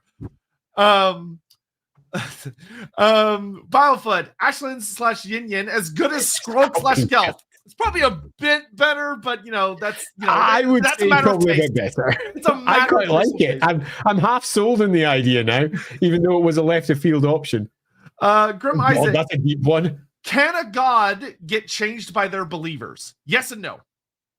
Yes and no is the correct answer. Some yes, some no. Some, in fact, are informed entirely from those who think and work in a certain way, and their souls gather in the great sea of souls on the other side, forming eventually a sentient entity that is an etheric creature that is often referred to as a god. Others are entirely shaped by their cults. Others, it doesn't matter what the cult believes. They are unique etheric entities that it literally wouldn't make any difference what their believers thought because they exist independently of them. It's a deep, complicated, and rather poorly described affair because there are so many different types of etheric entity out there, many of which claim the title God, although they might be very, very different. A little bit like you could claim, oh, I don't know, there's lots of things in the living world that are the same, but you wouldn't say that a giraffe is very close to, say, a piece of fungus that is spread out over a 5-mile radius. They are very different entities, but they're still both alive in the world and have DNA. Similarly, etheric entities come in many different shapes and forms. Yep. Necro player. For a race as political as the High Elves, I like characters like Aislinn and Emmerich who represent elves really well, but say many of the quiet parts as loud as possible. Yeah. Yeah, I appreciate it too, because sometimes we, particularly with special characters, we need characters that almost, well, it's a wrong word given it's elves, but they anthropomorphize. They bring human shape to a core ideal of the species they represent. So special characters often do this, whether it is their great might and magic, whether it's their extraordinary feat of arms, whether it is their great pride, whether it is their absolute certainty that they're better than everybody else and that pride coming before a fall. All of these things need to be represented somehow, and special characters are often some of the best places to do that. It's one of the reasons that I find many of the Empire characters extraordinarily bland, because they don't talk to the great characteristics of humanity. They instead talk to how much almost of a Mary Sue that character is. Not speaking about why humanity is great, but just saying this character can do literally everything. Why? Because I've written it that way. Rather than saying this expresses humanity's great strengths and weaknesses, which is something that most of the human characters kind of don't do, because people forget that they are also representing the core values, ideals, and traits of their various factions. But they're easily done with the other ones. Often the writers easily do it with different species, but when it comes to humanity, they fail completely. So yes, I agree with this. Yep, hard agree. Antonio Lokier, have you ever heard of our glorious Lord Cthulhu? He who sleeps beneath the Isle of the City of the Dead. Yeah, which is an actual phrase. It'll be fine. Yeah, that's an actual phrase in Warhammer. Now we have a City of the Dead with a great lumbering secret slumbering beneath it. Yeah, quite. And the idea that he went down into a deep, dark city far beneath the waters of the world and found something slumbering there and returns with it. And it's a big tentacly thing. It basically is Cthulhu-esque right through to its very core. It's no great surprise. Yep. And I just want to remind everyone that in the editions that Lokier Fellheart was getting built up, there were rules in the core rule book that never got used, that were designed for sea monsters and sea creatures fighting on land. Yep. Like, you can't tell me GW wasn't planning on making a fisherman race. There's too many breadcrumbs. There's too many. They just got canceled. That's all. Lidor, you two practically described a rom-com with an older assertive woman and a younger man not being able to deal with it. Yeah, basically. Yeah. Listen, there's It's a something. classic rom-com. Honestly, I mean, Warhammer, that's what it needs, more rom-coms. It does though. I mean, it really does. I'm not disagreeing. I'm sort of half joking, but kind of meaning it. There's nothing wrong with that. These make great stories. Yeah, there is something very amusingly special about the Cathayan dragons because there's something that didn't exist for many of us Warhammer fans during most of Warhammer, which is the idea that there is a notable race of dragons that are canonically fucking with younger races to have kids who are so much older than any elf. So much older. And for elves, many of them, that would be kind of uncomfortable to like be dealing with someone that is too comfortable. Yeah, or all too comfortable. Like where like you're used to being the oldest thing in the room, and instead you're dealing with someone who is older than your entire fucking species. Yeah, like, exactly. Crazy. And that has to be reflected. We've got ourselves an entirely new faction that if we don't include it in any of the stories, then why do we have it in the first place? And because Cathay clearly wasn't included in any of the stories because it didn't exist when most of the stories were built, we are then left with all the characters who don't have a great number of stories and going, well, what can we do with these other characters, these other locations for the ones that naturally fit? And Aislinn fits. He is the Sea Lord. He's been around the world. He's the one who has existing relationships with Ind, Cathay, Nippon, Kuresh, all of these places. His relationship might be, they all sank at my fleet, but they might also be, I'm not allowed to sink the Cathayans unless they break rules. So what happens instead?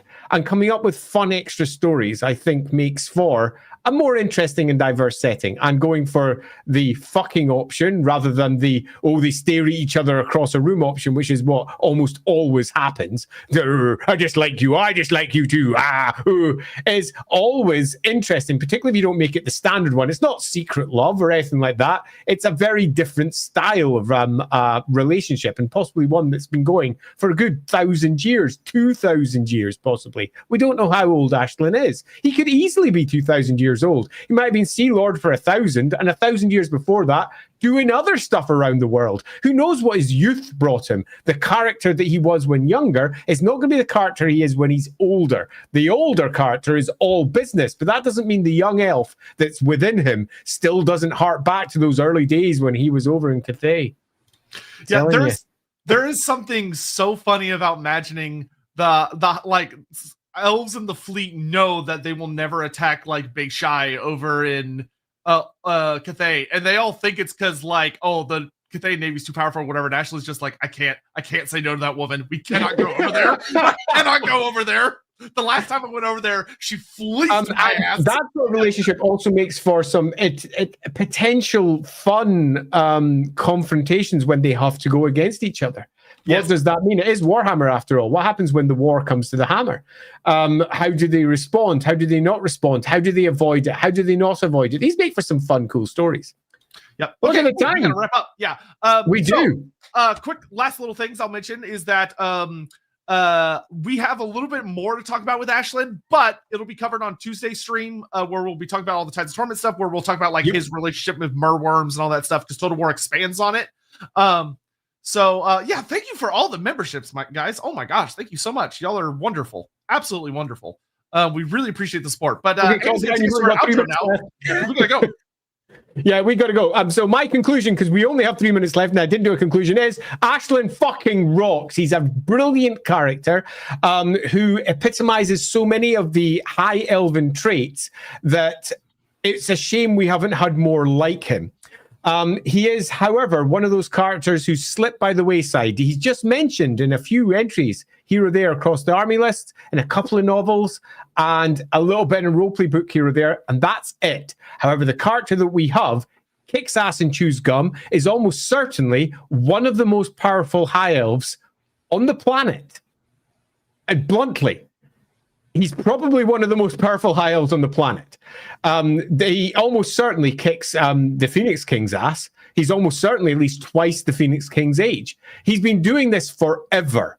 And come the end times, he is literally the avatar of a god.